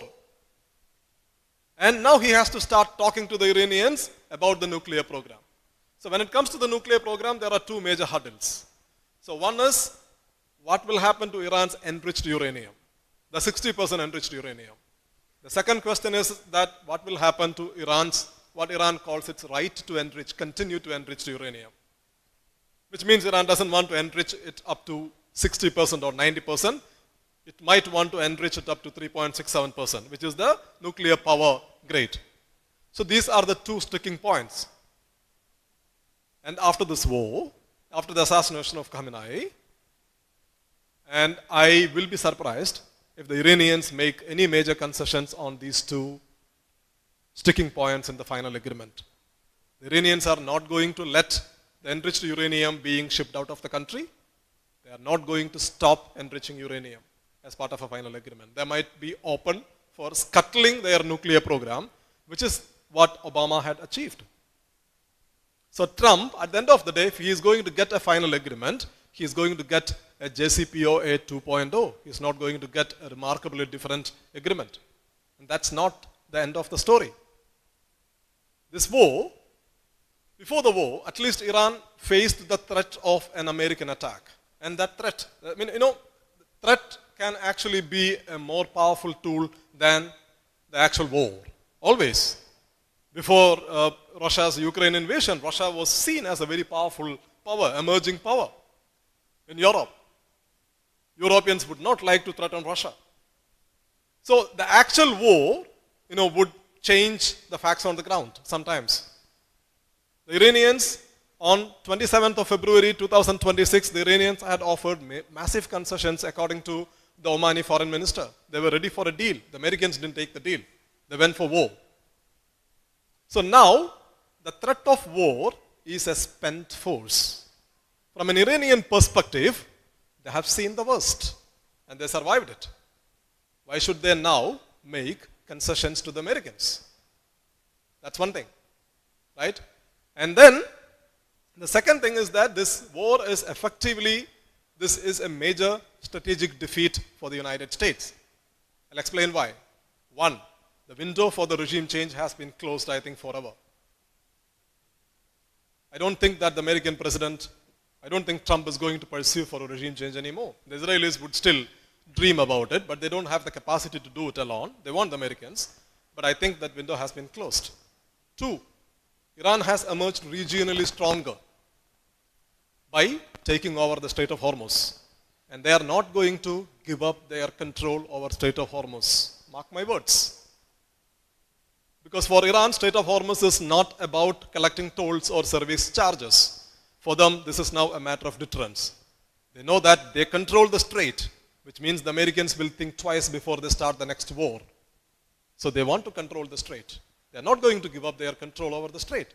The promise they made in the MOU is that they would let the pre-war traffic to resume. They would let ships pass. But ships will have to coordinate with the IRGC. They have already established a new authority, Persian Gulf Strait Authority. A new institution they have created to manage the Strait of Hormuz. They are also in talks with the Omanis. So they are not going to give up their control over the strait. So which means they have emerged regionally stronger. 3, the bedrock of the US-Arab Gulf Partnership was the security promise of the United States, or rather the American security umbrella. The Iranians had drilled holes into that security umbrella. It doesn't exist anymore. Nobody came for their rescue. Nobody came for the defense of the UAE or the Saudis or the Qataris during the 40 days of the war. So, which means, at the end of the day, countries will have to, even America's closest allies, will have to look at these developments and recalibrate their approaches. And I'm sure that they might not be able to snap their ties with the Americans, but they will definitely reconsider their relationship with Iran, because for these countries, Iran is now a bigger reality. They will have to coexist with the Iranians, because the Iranians are not going to go anywhere. 4, Israel, which took the war to Iran after October 7. Israel has been fighting many wars since October 7, right? In Lebanon, in Syria, and in Gaza, it continues to bomb in Gaza. And Israel is the country that took the war to Iran. In April 2024, Israel bombed the Iranian embassy in Damascus. This was the beginning. Israel bombed the Iranian embassy in Damascus, and the Iranians responded. Right? And then Israel also killed Hamas chief Ismail Haniyeh in Tehran, when he was in Tehran. So, Israelis took the war to Iran because the Israelis thought that post-October 7, they had the great opportunity to reshape the region militarily. The Israelis wanted to create a unipolar West Asia with Israel being its center, and the United States being its guardian, and Arab countries signing up for this new order. The Abraham Accords set the stage for this. The Americans brought the UAE and the Israelis together, and the Palestine issue was pushed to the margins of West Asia. One Israeli diplomat recently told me, nobody bothers about Gaza. This is how the Israelis look at it. So they wanted to talk about, they don't want to talk about the Palestine issue.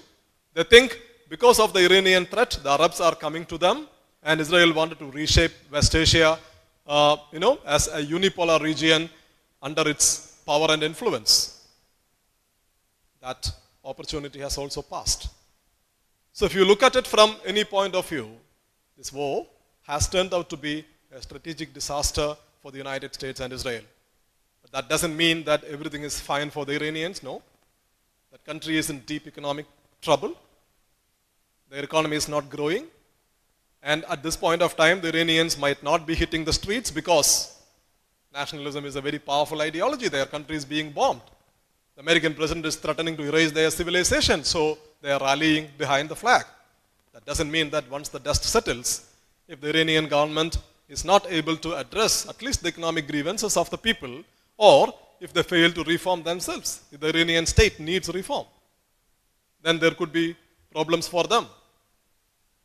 So Iran has to find a way, in one way or the other, to address the economic problems immediately. And for them, that is the incentive the Iranians have to make a deal, eventually to make a deal with the Americans to get the sanctions lifted, and by offering concessions on the nuclear program. So you look at it from the Iranian point of view, or the American point of view, or the Persian Gulf point of view, this war has been a watershed event in West Asia's history, and it is rewriting, when we speak, it is rewriting the regional balance of power. This is something that is comparable to the Suez War of 1956.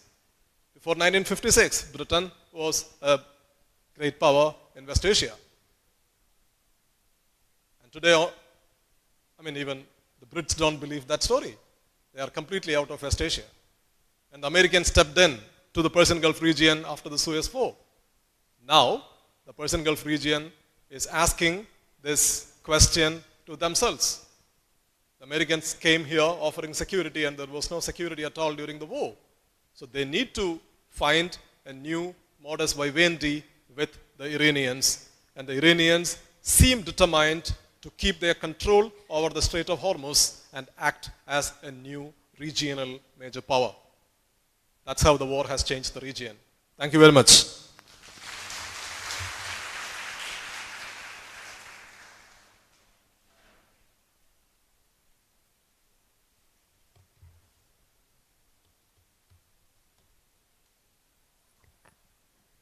Thank you so much, Dr. Stanley, for the powerful speech on the topic war on Iran and the revenge of geography. So we will dive deeper into a conversation because you guys might be having a myriad of questions to ask him. So before that, please note the books of Stanley is available outside for purchase, and you guys can get a signed copy today here itself. So next we move on to the discussion session, which will be chaired by So do you have any question there? Okay, we were just diving onto that, yeah.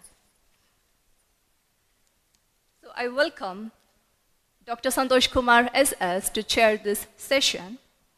Dr. Santosh Kumar SS, a professor of orthopedics at Medical College Trivandrum and alumni of the same who worked together during their college life, both in social and cultural activities, and lived as neighbors at Pangapara.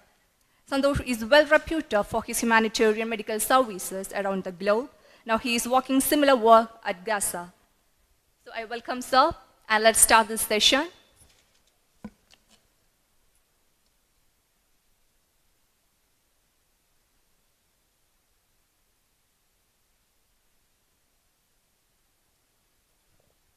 Please put your hands up if you have any kind of queries too. Yeah. First of all, thanks for the audience. Thanks for the organizers to let me chair this session. And also, I thank Stanley for delivering such an enlightening speech about the developments in West Asia and the ongoing Iran war. Maybe to start with the discussion, I just want to say shoot one question at the initial stage itself. It's like we have this discussion on the geology, the geography, and how it affects this war. It's quite interesting. You can see on one side Iraq, which is like a plain, barren land, which is very amenable to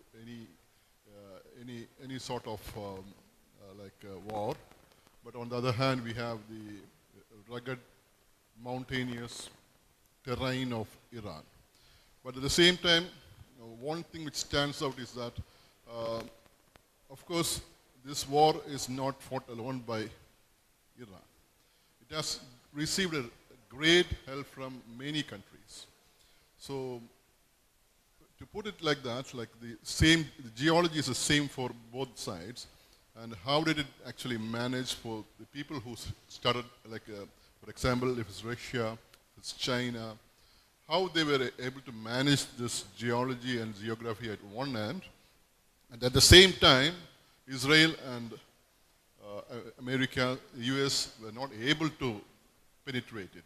This is like one of the interesting questions I felt, which is looking at the Iran's geography and geology. Could be I think this is something which you would like to tell. So I think when you look at the support Iran got from its partners, especially the Russians and the Chinese, The Russians and the Chinese had a clear view of this conflict from the very beginning. Russia, of course, is now bogged down in Ukraine. Russia doesn't want to directly involved in this war, but Russia definitely didn't want the Iranian government to go down, because the Russians knew that if that happens, that would be a major setback for Russian interests in this region, because the fall of the Bashar al-Assad government itself is a setback for the Russians. So they don't want the Iranian government to go down. So that's one thing. So what the Russians did, I mean, it's now very evident that the Russians had shared highly advanced intel with the Iranians. And it is the Russian intel that the Iranians used to target the US bases. They carried out very sophisticated, pinpointed attacks on American bases across the region. And they had caused immense destruction. For example, American media itself, New York Times said that 13 American bases in the region are now, they can't even host American military men. And Wall Street Journal had a story saying that how the 5th Fleet headquarters in Bahrain was devastated. So they clearly got intelligence assistance from the Russians. And the Chinese on the other side, see, the Chinese had two approaches towards this war. One is definitely the closure of the Strait of Hormuz was an economic challenge for the Chinese. They didn't want the Strait of Hormuz to remain closed forever. But at the same time, the Chinese also did not want the Iranian government to go down. And the Chinese saw that, I mean, there's this old saying, right? When your enemy makes a mistake, just keep quiet. When the Americans, they started the war, the Chinese knew that this war is going to be disastrous, and they stood on the margins. They supported Iran at the UN and on global forum. And Netanyahu apparently said in one of his conversations that the Chinese had supplied some goods, we don't know what. And the Chinese had also shared intelligence with the Iranians. And the Turks had also helped the Iranians. So they got this support. And why? Why? Because I think mainly if you talk about Russia and China, they had a clear perspective, because the Chinese also thought that Iran is supposed to play a major role in China's push for a larger Eurasian landmass in this region. That involves Central Asia, that involves West Asia. And that's where China wants to build its connectivity projects.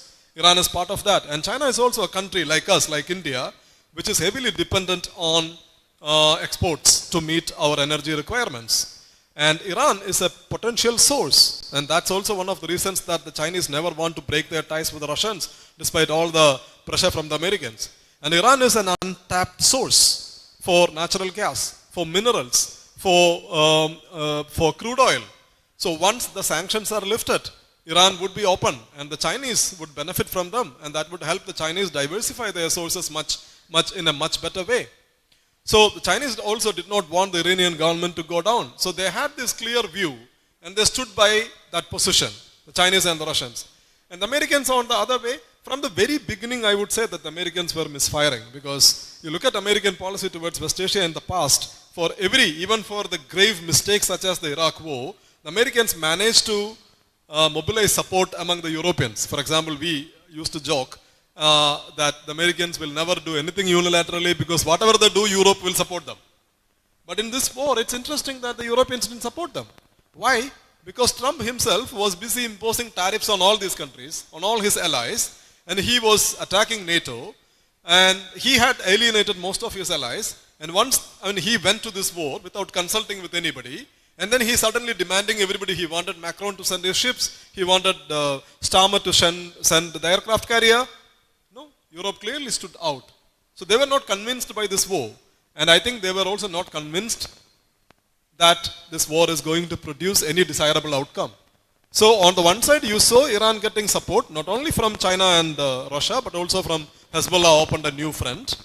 And that Hezbollah opened a new front means Israel was basically tied on the Hezbollah side, even when the war was happening with Iran.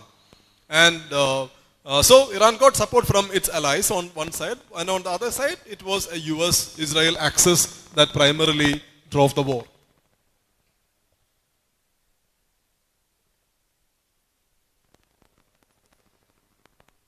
Hello. We got on questions from the audience. I don't know who has. Maybe he can raise his hand if he wants. But the question is like to have a enlightenment on Jeffrey Epstein's files and its relation in this war? It's quite interesting. I think everybody needs to know it. No, the answer is I don't know. I mean, there are all kind of theories.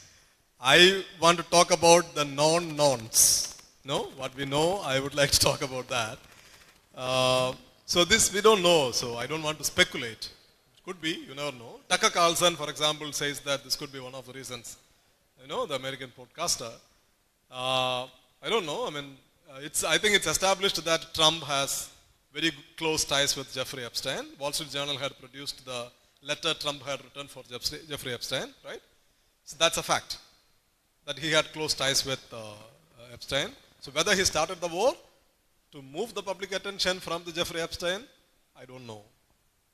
It might be that the question might be directed like the Israel, like pulling US into this. This See, is the one yeah. things. So I don't think the Israelis want the Epstein files to pull an American president into a war. They have the lobby, and the lobby is extremely powerful in the United States. You know, you can see how the lobby is operating, right? In the media, in universities, as political donations, in the Capitol. And look at people like Lara Loomer and Mark Levin. Look at their Twitter handles. Even now, they are behaving like Netanyahu's spokespeople. And nobody is questioning them.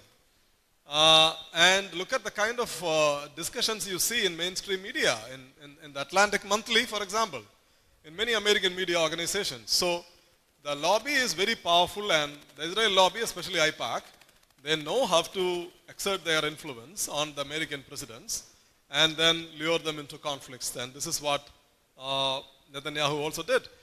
And some American presidents pushed back, but Trump was, I think, foolish enough just to walk into the trap. Good evening, sir. First of all, it was a wonderful lecture, so thank you for taking time. So I have three questions. I'll make it quick because I know a lot of people might be having questions. So first is the October 7 Hamas attacks.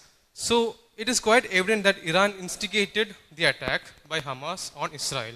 But why would Israel do? Because it proved that in time it led on to a direct attack on Iran as well. Because there was always a Cold War going on between the Sunni and Shia regions. That is, the Saudi was the leader of the Sunnis and Iran was the leader of the Shias.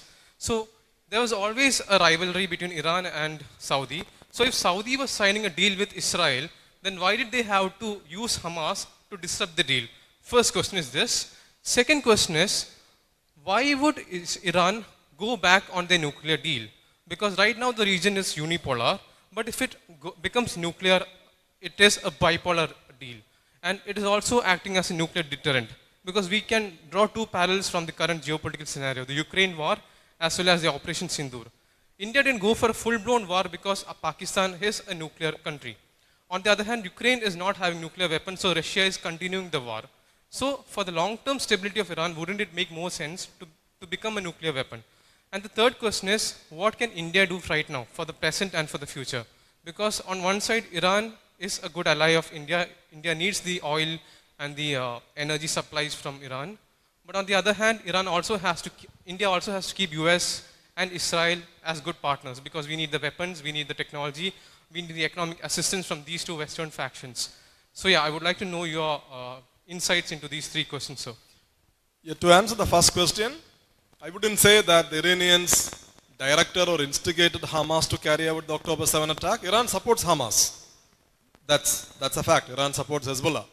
But I don't know how much the Iranians were involved in the planning, execution, and attacks, everything Hamas did on October 7. So, I mean, that's one thing. And then, secondly, to answer the second question, why? I mean, it's an interesting question. I think the Iranians, I'm also trying to understand this when things develop in front of us. I think the Iranians look at it this way. They want to become a nuclear threshold state without making the bomb. So that if they ever come under a nuclear threat, they can quickly make one bomb. So they want to attain the technical know-how, the capacity to make a bomb without making a bomb. And that bit, that without making a bomb, or the decision not to make the bomb now, They want to use that as a trade to get sanctions relief because they desperately need sanctions relief. They wanted to join the global economic mainstream because, you just look at it. Just look at Saudi Arabia and Iran. Everybody says Iran is an oppressive country which oppresses its women, which is bloodthirsty, ruled by bloodthirsty mullahs, clerics, etc., etc. And nobody says any of this about Saudi Arabia. I am always surprised why. I mean, in Saudi Arabia, women started driving cars in 2018 after I wrote my PhD. So, it's entirely different story, but nobody talks about Saudi Arabia. So there are two reasons. One, Saudi Arabia is an American ally. So nobody wants to badmouth Saudi Arabia. Nobody wants to talk about human rights in Saudi Arabia. That's one thing. And then two, Saudi Arabia is Saudi Arabia is ready to live with the norms set by the Americans and the Israelis in this region, while the Iranians stay outside this region. And since there are no sanctions on Saudi Arabia's economy continues to grow. There are investments in Saudi Arabia, and it can, in one way or the other, it can address the economic needs of its people. So the economic question is more or less addressed in the kingdom, but in Iran, the economic question is not addressed because the country is under heavy sanctions. There is always hyperinflation in Iran. There are no employment opportunities. The economy is not growing. People do not have cash. So the economic discontent on the one side and social discontent on the other side, this combo has turned out to be deadly for the Iranians. They want to break that. They want to address the economic problems. And if they want to address the economic problems, the sanctions should go. And for the sanctions should go, they need to make some concessions. I think that's why they are not making the bomb. But if the war continues, the Iranians themselves have said this. Khamenei had issued a fatwa against the bomb. Khamenei is now dead. So if the war continues, if Iran is attacked again, there is a high possibility that Iran's nuclear doctrine could change. There is a very high possibility. So that's why I believe that Iran will not give up its nuclear enrichment right. Iran will not give up its highly enriched uranium. It would like to keep it. It would like to keep its nuclear plants, but it would declare that it will not make the bomb, and it would use that declaration to trade for economic benefits. And the third question is about India. I think the best way for India is to restore the balance in our foreign policy towards West Asia, because the balance is now broken. Right, the balance is broken because we are seen as tilting towards the Israelis. So that, I think the Indians made a bad bet before the war. The Prime Minister was in Israel on Thursday, the war began on Saturday. And Iran, as you yourself pointed out, Iran has been an important partner for India. And interestingly, Iran is the only country back in the 1990s that supported India's Kashmir policy in the OIC. Nobody else. It's because of Iran's veto that one OIC resolution did not make it into the UN Security Council. So, and not just that, we have invested $500 billion in Chabahar. And Iran can also be a gateway for us to Central Asia, bypassing Pakistan. Pakistan is your rival. So Iran offers an alternative route to Afghanistan, to Central Asia. And Iran is also part of your North-South transport corridor, which offers you another route bypassing, let's say, the Suez Canal. You will get direct access to Russia and then to Northern Europe. So it's an important country, right? We are talking about geography today. Oil you can buy, let's say, if you are not getting it from Iran, you can buy it from Iraq. But geography you can't swap. So Iran is an important country. Indian policymakers should always keep that in mind. But unfortunately, what you are seeing today is a tilt towards Israel, which I personally don't believe is helping India's foreign policy interests. So you need to fix that tilt. You need to restore the balance. Hi, sir. So I have a couple of questions. So mainly, one of the major red lines in the MAU is Lebanon. And how is the Lebanese president in the overall negotiations? Because till now, they have already signed 2 ceasefires. And in the first ceasefire, the president has claimed that Iran has no right in its sovereignty or territorial integrity. And by the time of the second ceasefire signing, he appears to be out of the total picture. So can you highlight on that? And secondly, how did Pakistan came up to the role as a mediator between US and Iran? And finally, one of the major thing as part of the MOU is Israel has to withdraw from the occupied Lebanese territory. So if at all Israel withdraw from Lebanon, what kind of a guarantee does the MOU provide to Israel that the Hezbollah or any of the Iranian proxies won't attack them again in the future? Thank you. So I'll combine the first and third questions together and then answer the Lebanon question first. Sir, sorry to interrupt. Yeah. There was an announcement. CM 5441 car ഒന്ന് മാറ്റി കൊടുക്കേണ്ടതാണ്. അവിടെ ഗതാഗത തടസ്സം നേരിടുന്നുണ്ടെന്ന് അറിയിച്ചു. Thank you. So please continue. Sorry. So the MOU doesn't say that Israel has to withdraw from southern Lebanon. MOU calls for, but MOU is, I mean, if you read the first opening clause of the MOU, it's crafted brilliantly because the Iranians know that the Americans will never accept their demand that Israel has to withdraw from southern Lebanon. So the Iranians pushed for a regional ceasefire. So the MOU says that the ceasefire has to come into force across the fronts, including in Lebanon. It says, including in Lebanon, which means there has to be a ceasefire in Lebanon. And the first clause also says that Lebanon's sovereignty and territorial integrity should be respected. What does it mean?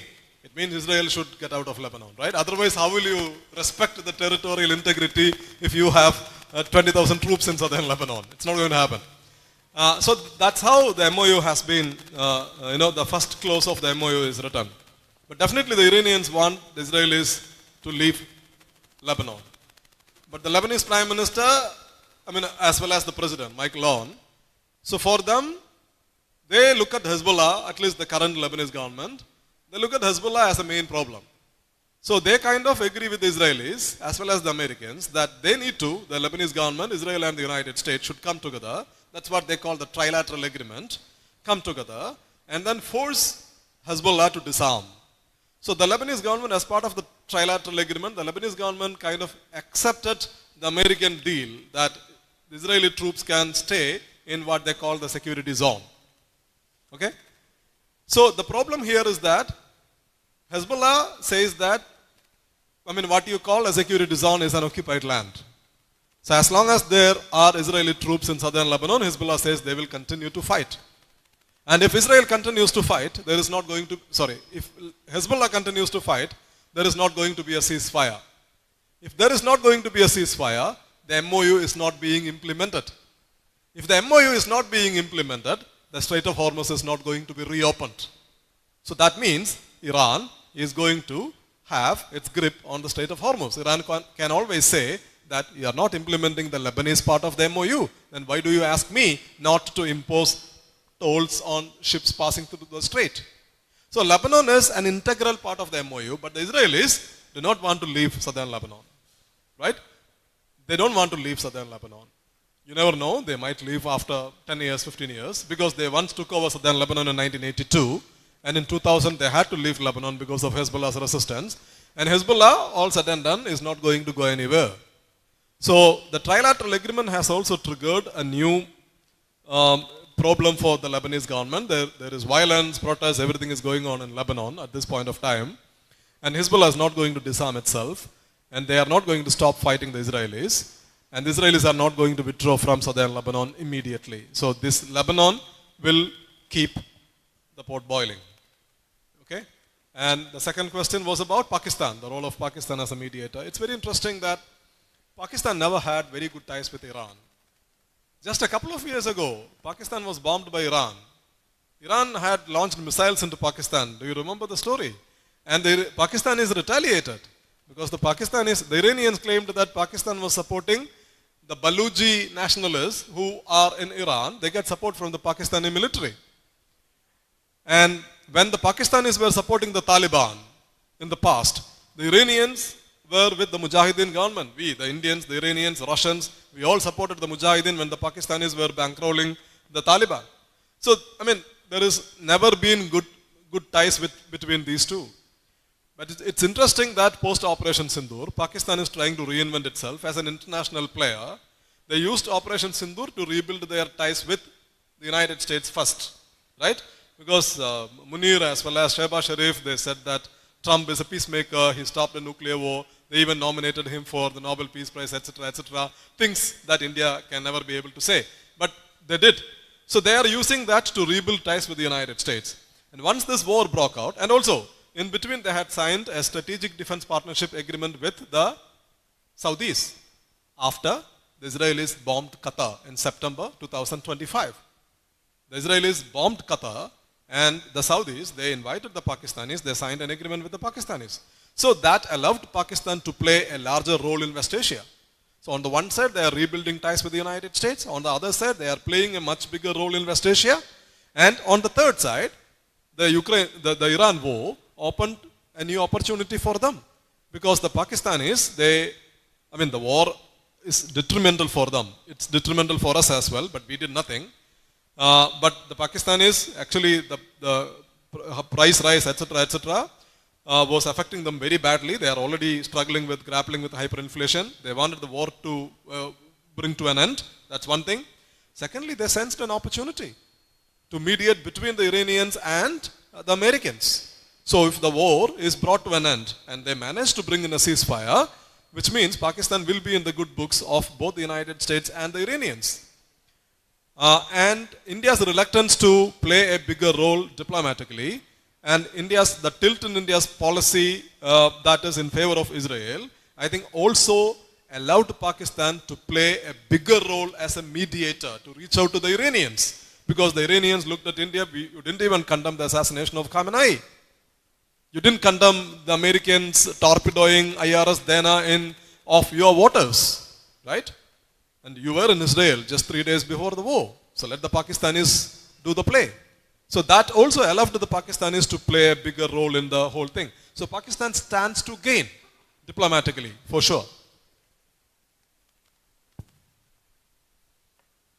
Good evening, sir. Sir, you just happened to say that Trump was foolish enough to get into this war immediately, especially. So my doubt is, very recently Trump was able to coordinate a very perfect intelligence attack or kidnap on sovereign nation like Venezuela.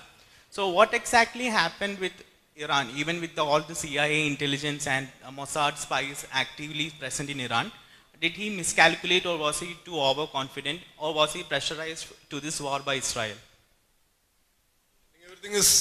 Everything is correct, and this is what I try to explain also. One thing is, Iran is not Venezuela. It's geographically different, ideologically different. It's a deeply entrenched state, ideologically rooted state, and they are not going to go away quite easily. Maybe Trump definitely miscalculated, but he thought this is going to be as easy as Venezuela. He thought the Iranian government is a hated government. This is the story the Mossad sold to Trump. I think even CIA itself was skeptical about the war. So you have now reports in New York Times where America's top military officer warned Trump that the war is not going to produce any desirable outcome. He still bought the Mossad theory that this is going to bring in regime change. Venezuela was different. Venezuela, he went in, he kidnapped the president, and then he got the vice president anointed as the new president, and the vice president is now ready to cooperate with him for everything. Delcy Rodriguez. Iran is different. The government didn't fall. That's what I said. The first goal of the Iranians was to preserve the government. One Khamenei is gone, another Khamenei came. And now they have a supreme leader. I have the same Islamic Republic, right? So Trump, yes, terribly miscalculated. He underestimated the Iranian response. He completely failed to comprehend the Iranian strategy. He thought that, okay, the Iranians might launch some missiles at the Israelis, but the Iranians practically fought a regional war. To understand this, now that everything has happened, we think that it was quite natural the way the Iranians responded. Just to put it in the Russian-Ukraine context. The war has been going on for the last 4 years. Putin never attacked any NATO country. Putin never attacked any American bases in the region. His war stayed focused on Ukraine. Right? He never allowed the war to go beyond the boundaries of Ukraine, despite the fact that the entire NATO machinery is supporting this war against Russia. Iran, on day one of the war, started attacking Bahrain. So their response was exactly opposite. They wanted to regionalize the war. They didn't want the war to be focused only on Iran or only on Israel. So this is where I think the Iranians took the Americans by surprise. And definitely he miscalculated. Thank you, Dr. Johny, for your lecture. So my question is about Israel. So how are they able to bankroll so many wars at so many different fronts? At Lebanon, at Gaza, at one with Iran? And what do you think is the future of that country going to be? Now that the refugees have become the invaders, and I think almost entirely across the world, even in the United States, people's opinion have turned against Israel a lot. Before the war in Gaza, there used to be some sympathy for Israel, but I think a lot of people across the world now do not have that sympathy or do not share that feeling anymore. Your comments on this? Thank you. Many people hate me for saying this. I think Israel faces a bleak future, contrary to the wisdom of many people in India. They believe that Israel is doing a fantastic job in fighting all these wars. I think Israel is in a hole and they are digging deeper. They are in trouble. They are not realizing it at this point of time. They think they have the military power, they have the support of the United States, and they can do whatever they want to do.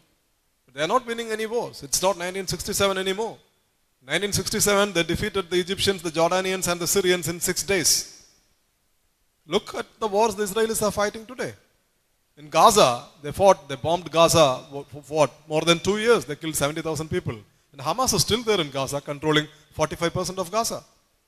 They've been fighting Hezbollah forever. When they bombed Lebanon in 1982, at that time, Israeli Prime Minister Menachem Begin said that the war will bring in 40 years of peace. And the war actually led to the rise of Hezbollah. And they had to leave Lebanon, and then they have to go back in again to fight Hezbollah.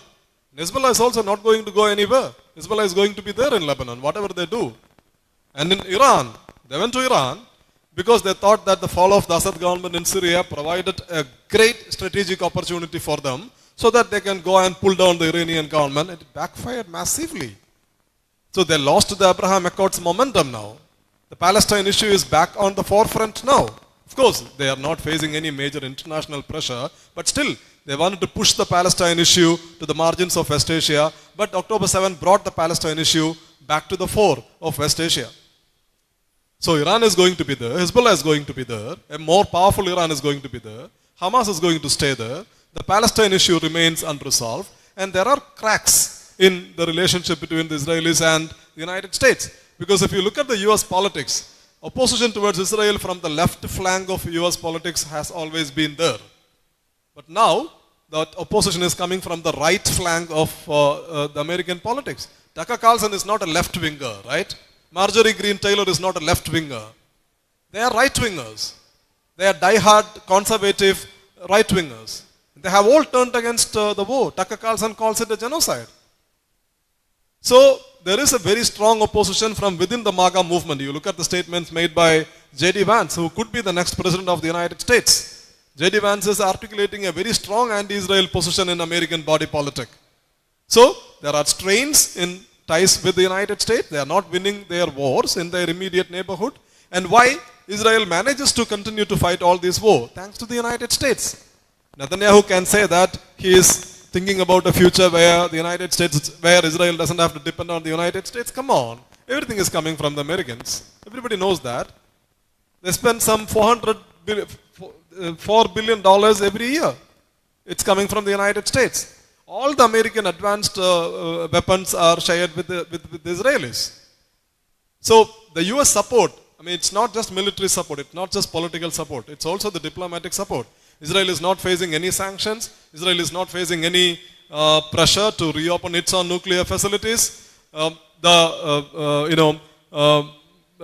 doesn't impose any sanctions on the Israelis, all because the United States is there as a wall to protect the Israelis. If that wall is broken, Israel will stand exposed towards all kind of problems. So, Israel is, yes, they have the military power, they continue to fight, but still, I think the future of that country is bleak. Sir, West Asia is flooded with the conflicts. Besides the current Israel Iran conflict. There are several conflicts existing in the zone, including the half a century old conflict between Israel and Palestine. What are your valuable suggestions and recommendations to transform the conflict hit zone into a peace zone? Sir, in West Asia, yes, as you said, there are multiple conflict zones, multiple conflicts in West Asia. And I mean, for peace, you need to find solutions to all these conflicts. But I think the primary contradiction in West Asia is the unaddressed Palestine question. If you don't address the Palestine question, you're not going to get peace in West Asia. It's as simple as that. Dr. Santosh was in Gaza. He has seen what is happening in Gaza. I haven't been to Gaza, but I have visited the West Bank a couple of times. I was in West Bank in 2015, I was in West Bank in 2018, and what I saw in the West Bank is incomprehensible. And Gaza is much, much worse, I am sure. I tried to go to Gaza, but Israel has never allowed me to go to Gaza. So even in West Bank, there was no active violence when I was there, but I saw the lack of freedom, the political slavery, how bad that could be. I witnessed it. And it's horrible. So you need to address this. This can't go on forever like this. And how do you address this? This is the question. Everybody talks about the two-state solution. I have no problem with the two-state solution. You can have a two-state solution, which means you can have a sovereign, independent Israel, state of Israel. You should also have a sovereign, independent state of Palestine, based on the 1967 border, with East Jerusalem being its capital. You can also have a one-state solution, because many argue, Israelis and the Palestinians themselves today. For example, if you read, I saw Professor Ilan Pape's excellent book outside.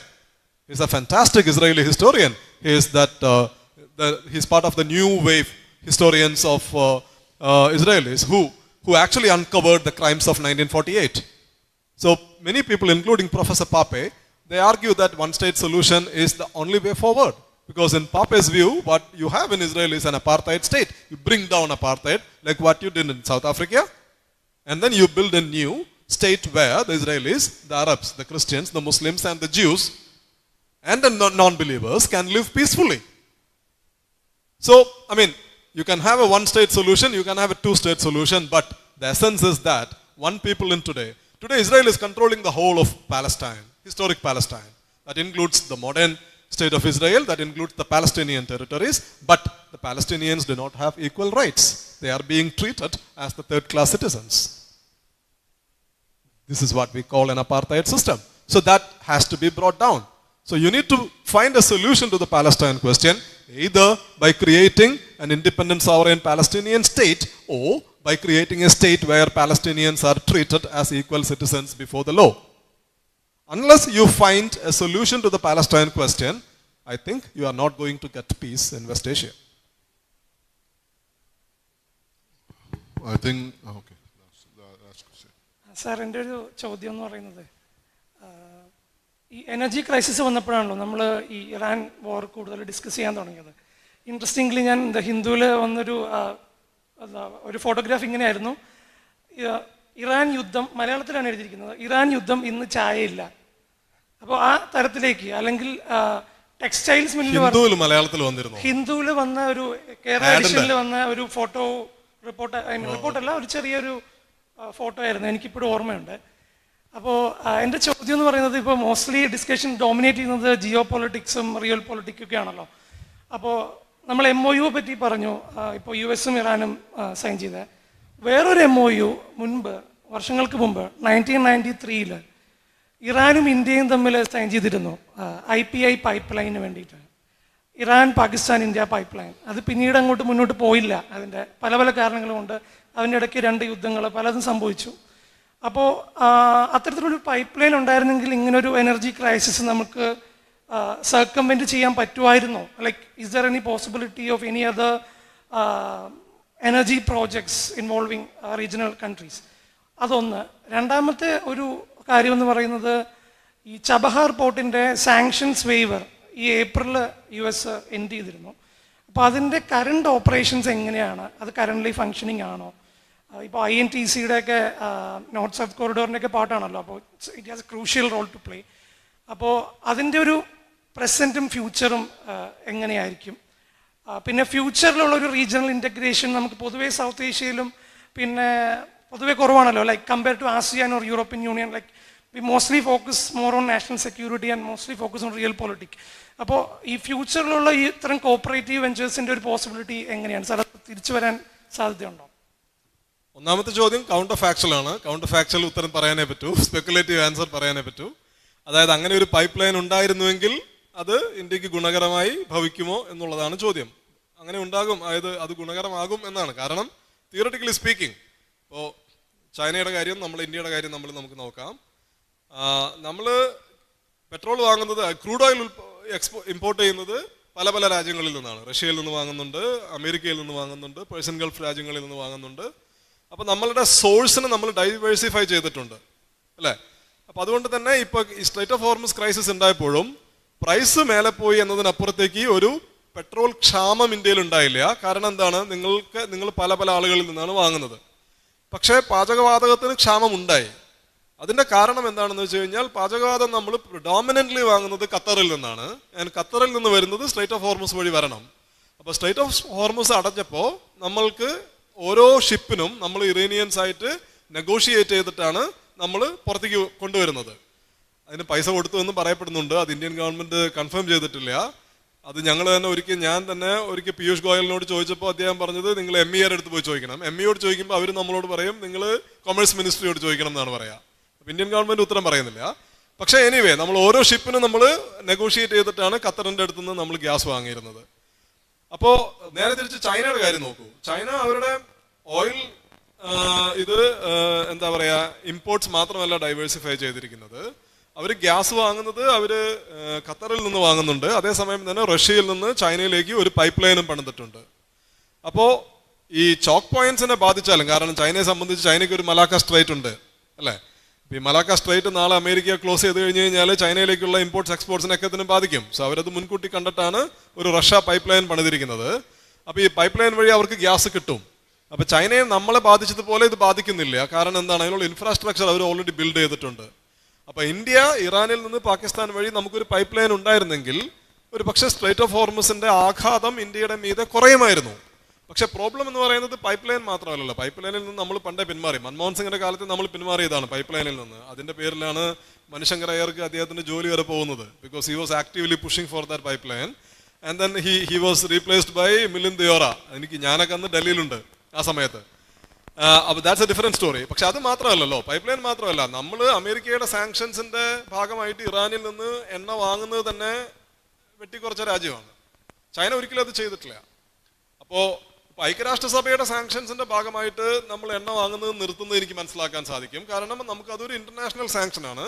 America ഒരു രാജ്യമാണ്. Okay, this is the world's most powerful country, but sometimes you need to learn to stand up to these countries when your interest are on line, right? So അതുണ്ടായില്ല. നമ്മൾ അവരെ നിന്ന് വാങ്ങുന്നത് നിർത്തിയ രാജ്യമാണ്. അപ്പോൾ പൈപ്പ് ലൈൻ മാത്രമല്ല ഇവിടുത്തെ പ്രശ്നം എന്ന് പറയുന്നത്. പ്രശ്നം ഓവറോൾ ഇറാനുമായിട്ടുള്ള നമ്മളുടെ ബന്ധത്തിനെ തന്നെ ബാധിച്ചിട്ടുണ്ട് സമീപകാലത്തെ പല തീരുമാനങ്ങളും. രണ്ടാമത്തെ ചോദ്യം ചബഹറിൽ നമ്മൾ 500 മില്യൺ ആണ് ഇൻവെസ്റ്റ് ചെയ്തിരിക്കുന്നത്. പക്ഷെ Chabahar when it was conceived as a big project. അത് ചബഹറിൽ പോർട്ട് ഇന്ത്യ പണിയുന്നു. അതിനുശേഷം അവിടെ നിന്ന് അഫ്ഗാനിസ്ഥാൻ ബോർഡർ വരെ റെയിൽ ആൻഡ് റോഡ് നെറ്റ്വർക്കും ഇന്ത്യ പണിയുന്നു. അങ്ങനെയാണ് നമ്മൾ പ്ലാൻ ചെയ്തത്. ആ ഇൻവെസ്റ്റ്മെന്റ് നമ്മൾ ഒരിക്കലും നടത്തിയിട്ടില്ല. നമ്മൾ പോർട്ടിലുള്ള ഇൻവെസ്റ്റ്മെന്റ് ആണ് നടത്തിയത്. അതും അമേരിക്ക സാങ്ഷൻസ് തരുമ്പോൾ, നമ്മൾ സാങ്ഷൻസ് ഏർപ്പെടുത്തുമ്പോൾ വി വിൽ സ്ലോ ഡൗൺ.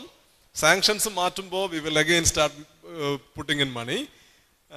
അപ്പോൾ അത് നമ്മൾ ഇറാനിലായിരുന്ന സമയത്ത് ഇറാന്റെ ഫോറിൻ മിനിസ്ട്രി സ്പോക്സ് പേഴ്സൺ, അദ്ദേഹം ഇന്ന് ഒരു വലിയ ഇറാൻ ഗവൺമെന്റിന്റെ വലിയ ആളാണ്, ആരാണെന്ന് പറയുന്നില്ല, അദ്ദേഹത്തോട് സംസാരിച്ച സമയത്ത് അദ്ദേഹം വന്ന് നമ്മളോട് പറഞ്ഞത്, ടെഹ്റാനിൽ വെച്ചിട്ട് ഇപ്പോൾ ഫോറിൻ മിനിസ്ട്രി ഓഫീസിൽ വെച്ച് പറഞ്ഞത്, യുവർ കിബ്ല ഈസ് വാഷിംഗ്ടൺ എന്നാണ് പറഞ്ഞത്.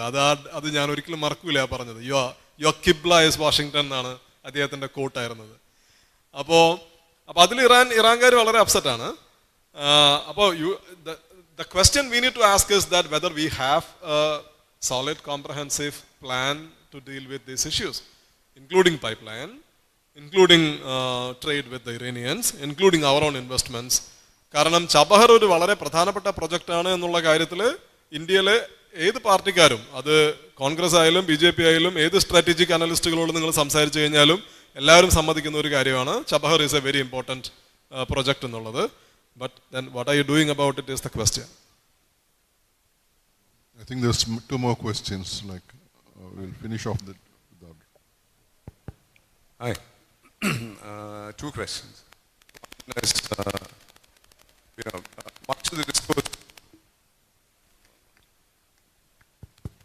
much of the discourse is focused on the United States and Israeli intervention and actions in Iran.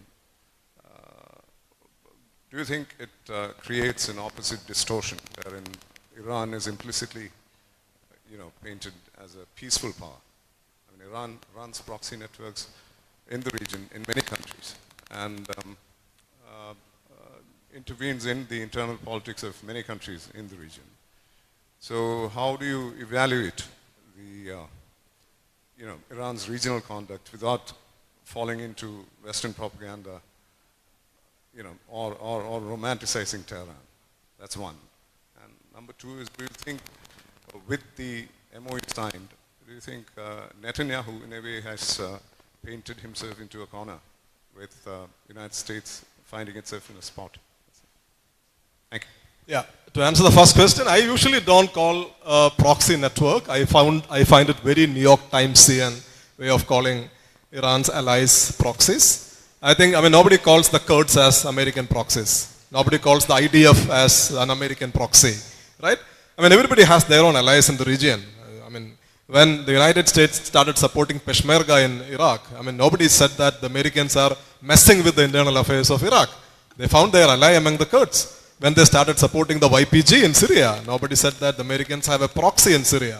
Everybody said that the United States found an ally in Syria. So the Iranians have also built their own allies in the region. Now that there is an MOU, now that Iran has emerged, kind of regionally stronger, I think the Iranians are going to double down, if that's the question. Are they going to support Hezbollah? Yes, they are. What the Iranians are demanding is that if you don't have a ceasefire on Lebanon, which means you have a ceasefire with Hezbollah, if you don't have it, you are not going to have a ceasefire with me. You are not going to see the Strait of Hormuz being reopened, right? So the Iranians have clearly drawn their red line on Lebanon. So what does it tell us? It tells us that they will continue to support their allies, their non-state allies in the region. That includes Hamas, Hezbollah, that includes Houthis. Houthis, by the way, they are the government in Yemen now. Most of the population centers in Yemen are now ruled by the Houthis, and they have very close ties with the Iranians. And the second question was, sorry, I missed it. Netanyahu, yeah. Netanyahu is politically, is being painted into a corner now, because, Netanyahu's greatest promise is that he is the only one who could bring security to Iran. And October 7 happened on his watch. Iranian bombing happened on his watch. He said that he will resolve the Iranian problem. He failed to resolve the Iranian problem. Iran is still very much there. Iran's nuclear program is not being addressed. They haven't even started talking about it. So which means Netanyahu's, you look at the statements issued by Yair Lapid or Benny Gantz, his political opponents in Israel, all of them are now attacking him, saying that the MOU was the greatest diplomatic setback for the Israelis. This is what Yair Lapid said. So Netanyahu is in a politically tough situation, and he would like to, he would try to double down on the war in Lebanon, hoping that that would kind of push the Iranians to do something, or push the Americans to do something to bring back the war, because Netanyahu clearly wants the war to be resumed. Only then his political position will be strengthened in Israel. So he clearly faces pressure, but we need to wait and see what he is going to do, because he is also a great survivor. It's been a pleasure listening to your talk. I've got two questions. So the first one, over the last few years, even before the Iran war and during the war, we've seen the UAE under MBZ making some interesting moves, with an ambition to be the Sparta of Middle East by using supply chain security, financial aid as a part of their statecraft. So do you think MPZ or Abu Dhabi broadly are trying to punch way above their weight by borrowing from China's playbook, even though they don't have the resources or the scale of China? So my second question, considering the recent rift between Trump and MBS, what could be the repercussions on the American tech investment landscape, especially given that Saudi Arabia has committed nearly $1 trillion towards their AI tech investment projects? And two, over American influence over the Middle Eastern allies, as lately there are fault lines which are opening up, which we so in the last week as MBS went on to the level of brokering a deal with its once arch rival Iran. So was the UAE punching above its weight? I think, yeah, it was kind of punching above its weight, but I think the UAE, or I hope the UAE has understood its own limitations during this war, because you look at the statements issued by, or even J.D. Vance had said in an interview just last week, saying that all the Arab countries are talking to the Iranians, and he's particularly said, even the UAE, he said there is a lot of bad blood between the Emiratis and the Iranians, but still the Emiratis are also talking to the Iranians to find a new economic and geopolitical coexistence, way of coexistence between the Persian Gulf countries and the Iranians, right? So, see, I think when you look at the region, the Persian Gulf region, we are still trying to understand the consequences of this war on the region, right? It will take time to see the trends visible. You look at the region now, I think all the countries, GCC countries, first of all, GCC is no longer a cohesive entity, okay? But I think more or less all the countries realize that they need to coexist with the Iranians. Two, the American bases do not offer the protection that it had originally promised. Rather, the American bases became magnets for Iranian projectiles, right? So they need to reach some kind of a new understanding with the Iranian state. So if you look at the skirmishes between the Americans and the Iranians in recent weeks, after the ceasefire was announced, there were sporadic attacks, right? The Iranians never targeted the Saudis. They didn't attack the UAE. They attacked Bahrain, Kuwait, and then they attacked Jordan. Why? That's the question. Because MBS, as you mentioned, had said no to an American plan to reopen the Strait of Hormuz, and he cut off access for the American military to the Prince Sultan Air Base. Briefly, but still, he did that. And Trump was apparently very angry. He even asked the Pentagon to hold back supplies of defensive weapons to the Saudis, right? So why? Why did MBS do that? Because MBS now realizes that an all-out war with Iran could be disastrous for the kingdom. It could destroy the kingdom's energy infrastructure. It could destroy his own plan to diversify the country's economy, because MBS' plan is to transform Saudi Arabia economically, right? And then he believes that the war could destroy everything. So he's now pushing back. Okay? So, it's too early to make clear predictions, but I think it's very evident that if you look at the region, the Qataris, the Saudis, and Omanis clearly prefer coexistence with Iran. And the UAE is now slowly moving towards that line of judgment. And Bahrain and Kuwait will have to follow the suit. There is no other way, right? And what about the investments? I don't know. I don't want to talk about specific agreements. Yes, there are tensions between the Saudis and the Americans, particularly after this war. But I don't think that would lead to a rupture in their economic or defense partnerships. So, okay. Last question. Thank you, Stanley Johny. It's a pleasure listening to you. The question is, what exactly are the interests of Israel as a country in southern Lebanon in 2026? And what's your predictions on the trajectory of interest of Israel? Second related question, what do you think will be the influence of religion, for that matter, all religions on global economy, the social makeup, the social constructs, the geographies, രാജ്യങ്ങൾ തമ്മിലുള്ള അതിരുകളെ നിയന്ത്രിക്കുന്നതിലോ നിർണ്ണയിക്കുന്നതിലോ മതങ്ങൾക്ക് വരുന്ന വർഷങ്ങളിൽ, may be 10 years from now, 20 years, 30 years from now, what is your perceptions on that? Thank you, it's an excellent talk. Thank you.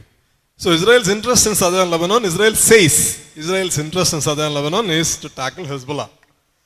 So Israel says that Hezbollah continues to pose security threats to northern Israelis. Some 70,000 Israelis have been displaced since October 7 because of Hezbollah's attacks.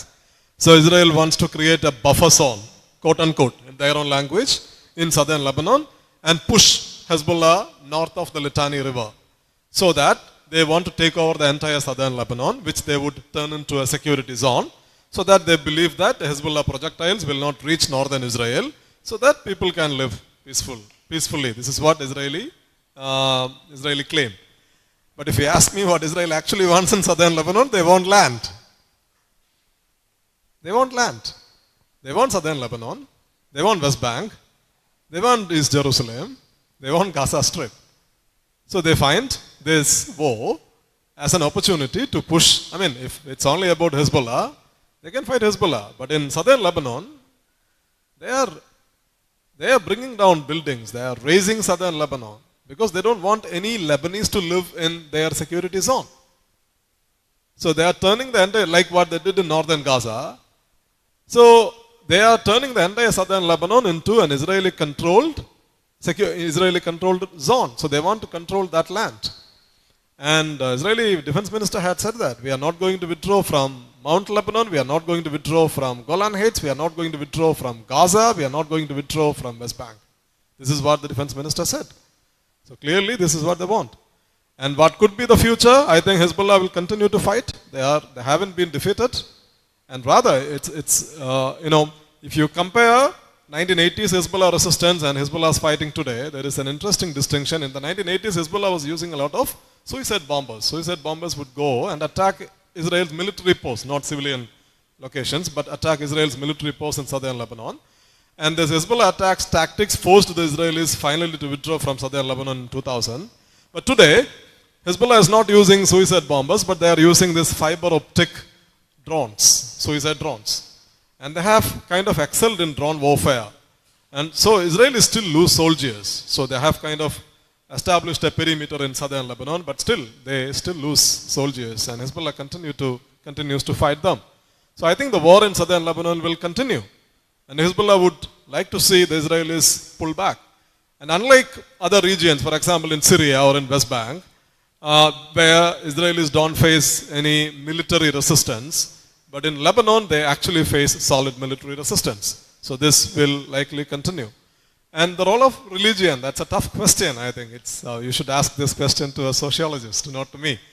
But I think in West Asia, I always look at West Asia from a geopolitical point of view. My thesis is that, of course, there is a religious angle because you have Israel, which is a religious state. You can't take religion away. And then you have Hamas, which is an Islamist party. You have Hezbollah, which is also a Shia Islamist party. You have Iran, which is they have a theocratic government. So religion plays a major part. In IR, we call it constructivism. So IR students will understand that. I mean, the identity, the religious identity or your ethnic identity always plays a role in determining the policy outcome. But at the same time, I think at the core of the conflict in West Asia lies in, it's a quest for land, occupation and political power struggle. Religion, I think, it's being used by the powerful actors here. Israel doesn't want to end the occupation of the Palestinian territories. It wants to continue to keep the Palestine territory under its control. So that has created a lot of cycles of violence and crisis in the region. So I think the primary contradiction, if you ask me, is a political contradiction in the region. But religion, of course, is a sub-theme. Religion is being used by all these actors. So which also means if you don't address the primary problem, religion will continue to fester violence in this part of the world. So we're coming to the end of the discussion. Just I'll shoot the last question on behalf. So it's like, so if you look at after the Second World War, we had a bipolar world, and after '92, like with the elimination of Soviet Union, it became a monopolar world. And is this a juncture at which there's something like a multipolar world is actually emerging? And if you look at the status of peace in this bipolar world and also in a monopolar world, it was like for different reasons more or less stable. But what do you think about what's going to happen to the peace of the world? Is it going for like a third world war, or will there be any sort of prolonged peace in the world after this juncture? So I think the unipolarity is already gone. Yes, the world was unipolar from 1989 or 1991, depending on how you look at it. I think unipolarity was broken in 2014. I always say 2014 because in 2014, Crimea was annexed by the Russians. So we are living in a transitionary phase. So unipolarity is gone. An alternative system hasn't emerged yet. So this is a highly tumultuous period. Because we all talk about multipolarity. There are three great powers today, right? One is, of course, the United States, which is no longer the unipolar hegemon, but it is still the preeminent superpower of the world. No doubt about it. And it will remain so. And then you have China, which is an emerging superpower. And then you have Russia, which is trying to reconstruct its rimland in the Eurasian region. But Russia is the weakest among the three, economically speaking, particularly economically speaking. So you have three great powers. If you have three great powers, you are supposed to have a multipolar global order. And then you have many middle powers as well, including India, Japan, Germany, South Africa, Brazil, etc., etc. But you don't have multipolarity yet. Because despite having multiple great powers, the United States is still the driving force. The Chinese are not ready to come to the front. The Russians are focused on their own periphery, right? So the United States is behaving like a unipolar power in a post-unipolar global order. That's what we have. Trump is a unipolarist in a post-unipolar world order. So that also means you are going to get a lot of conflicts. That's what we are witnessing. You have a war in Ukraine, you have multiple wars in West Asia, and you can get more conflicts because there is no order. The order is breaking down. So you are in between, and what kind of a world could emerge? So I call the existing, I had written about it, I call it fluid multipolarity. So I wrote that in the Hindu. It's a multipolar order with bipolar characteristics, right? So it's fluid multipolarity. So it's post-unipolar, but it's still not structurally multipolar. You have three great powers, but only two great powers do matter. And those two great powers are the United States and China. And China is still in a rising phase. That's what, we call it G2, when China and the United States come together. China still hasn't started taking risks from a geopolitical or strategic point of view, but it is still a major power. And just to put this in context, at the peak of the Cold War, when the Soviet Union and the United States were fighting for global influence, the size of the Soviet economy was roughly 56% of the US economy. The size of the Chinese economy today is 68% of the US economy. And China could become, maybe in our lifetime, the world's largest economy. Maybe in 10 years or 15 years, it is still a growing economy. And if that happens, that will be a major breaking point of global power system. Because the United States for the last 150 years has never seen this kind of a challenge to its economic hegemony. Thank you, Dr. Stanley, for this wonderful speech and also as answering the questions. It was a very great debate indeed. I think it was very useful for the people who have come here. So we finish with this with the debate on question and answer session, and I'll hand it over to Kamya. Thank you, Dr. Santosh, for the words, and thank you so much, Professor, for the thoughtful interaction. And what a great audience you are. Thank you for showing such sheer enthusiasm here. So now it's a time to hand over a token of love to our dear speaker, Dr. Stanley Johny. So for that, I would like to invite daughter of Dr. Pinto, Dr. Anasuya Pinto, who is doing her house surgency in Medical College, Trivandrum. So welcome, Doctor.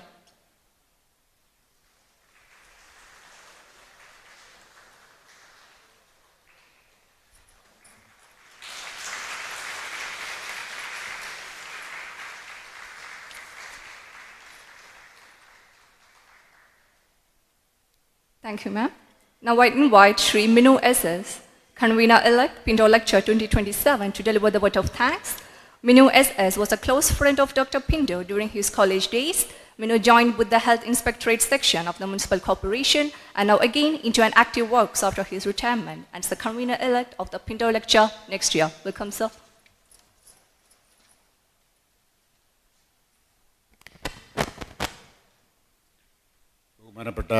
Doctor Stanley John ഉൾപ്പെടെയുള്ള വിശിഷ്ടാതിഥികളെ, സഹോദരി സഹോദരന്മാരെ, സുഹൃത്തുക്കളെ, 21ാമത് പിൻറ്റോ അനുസ്മരണമാണ് ഇവിടെ പൂർണ്ണമാകുന്നത്.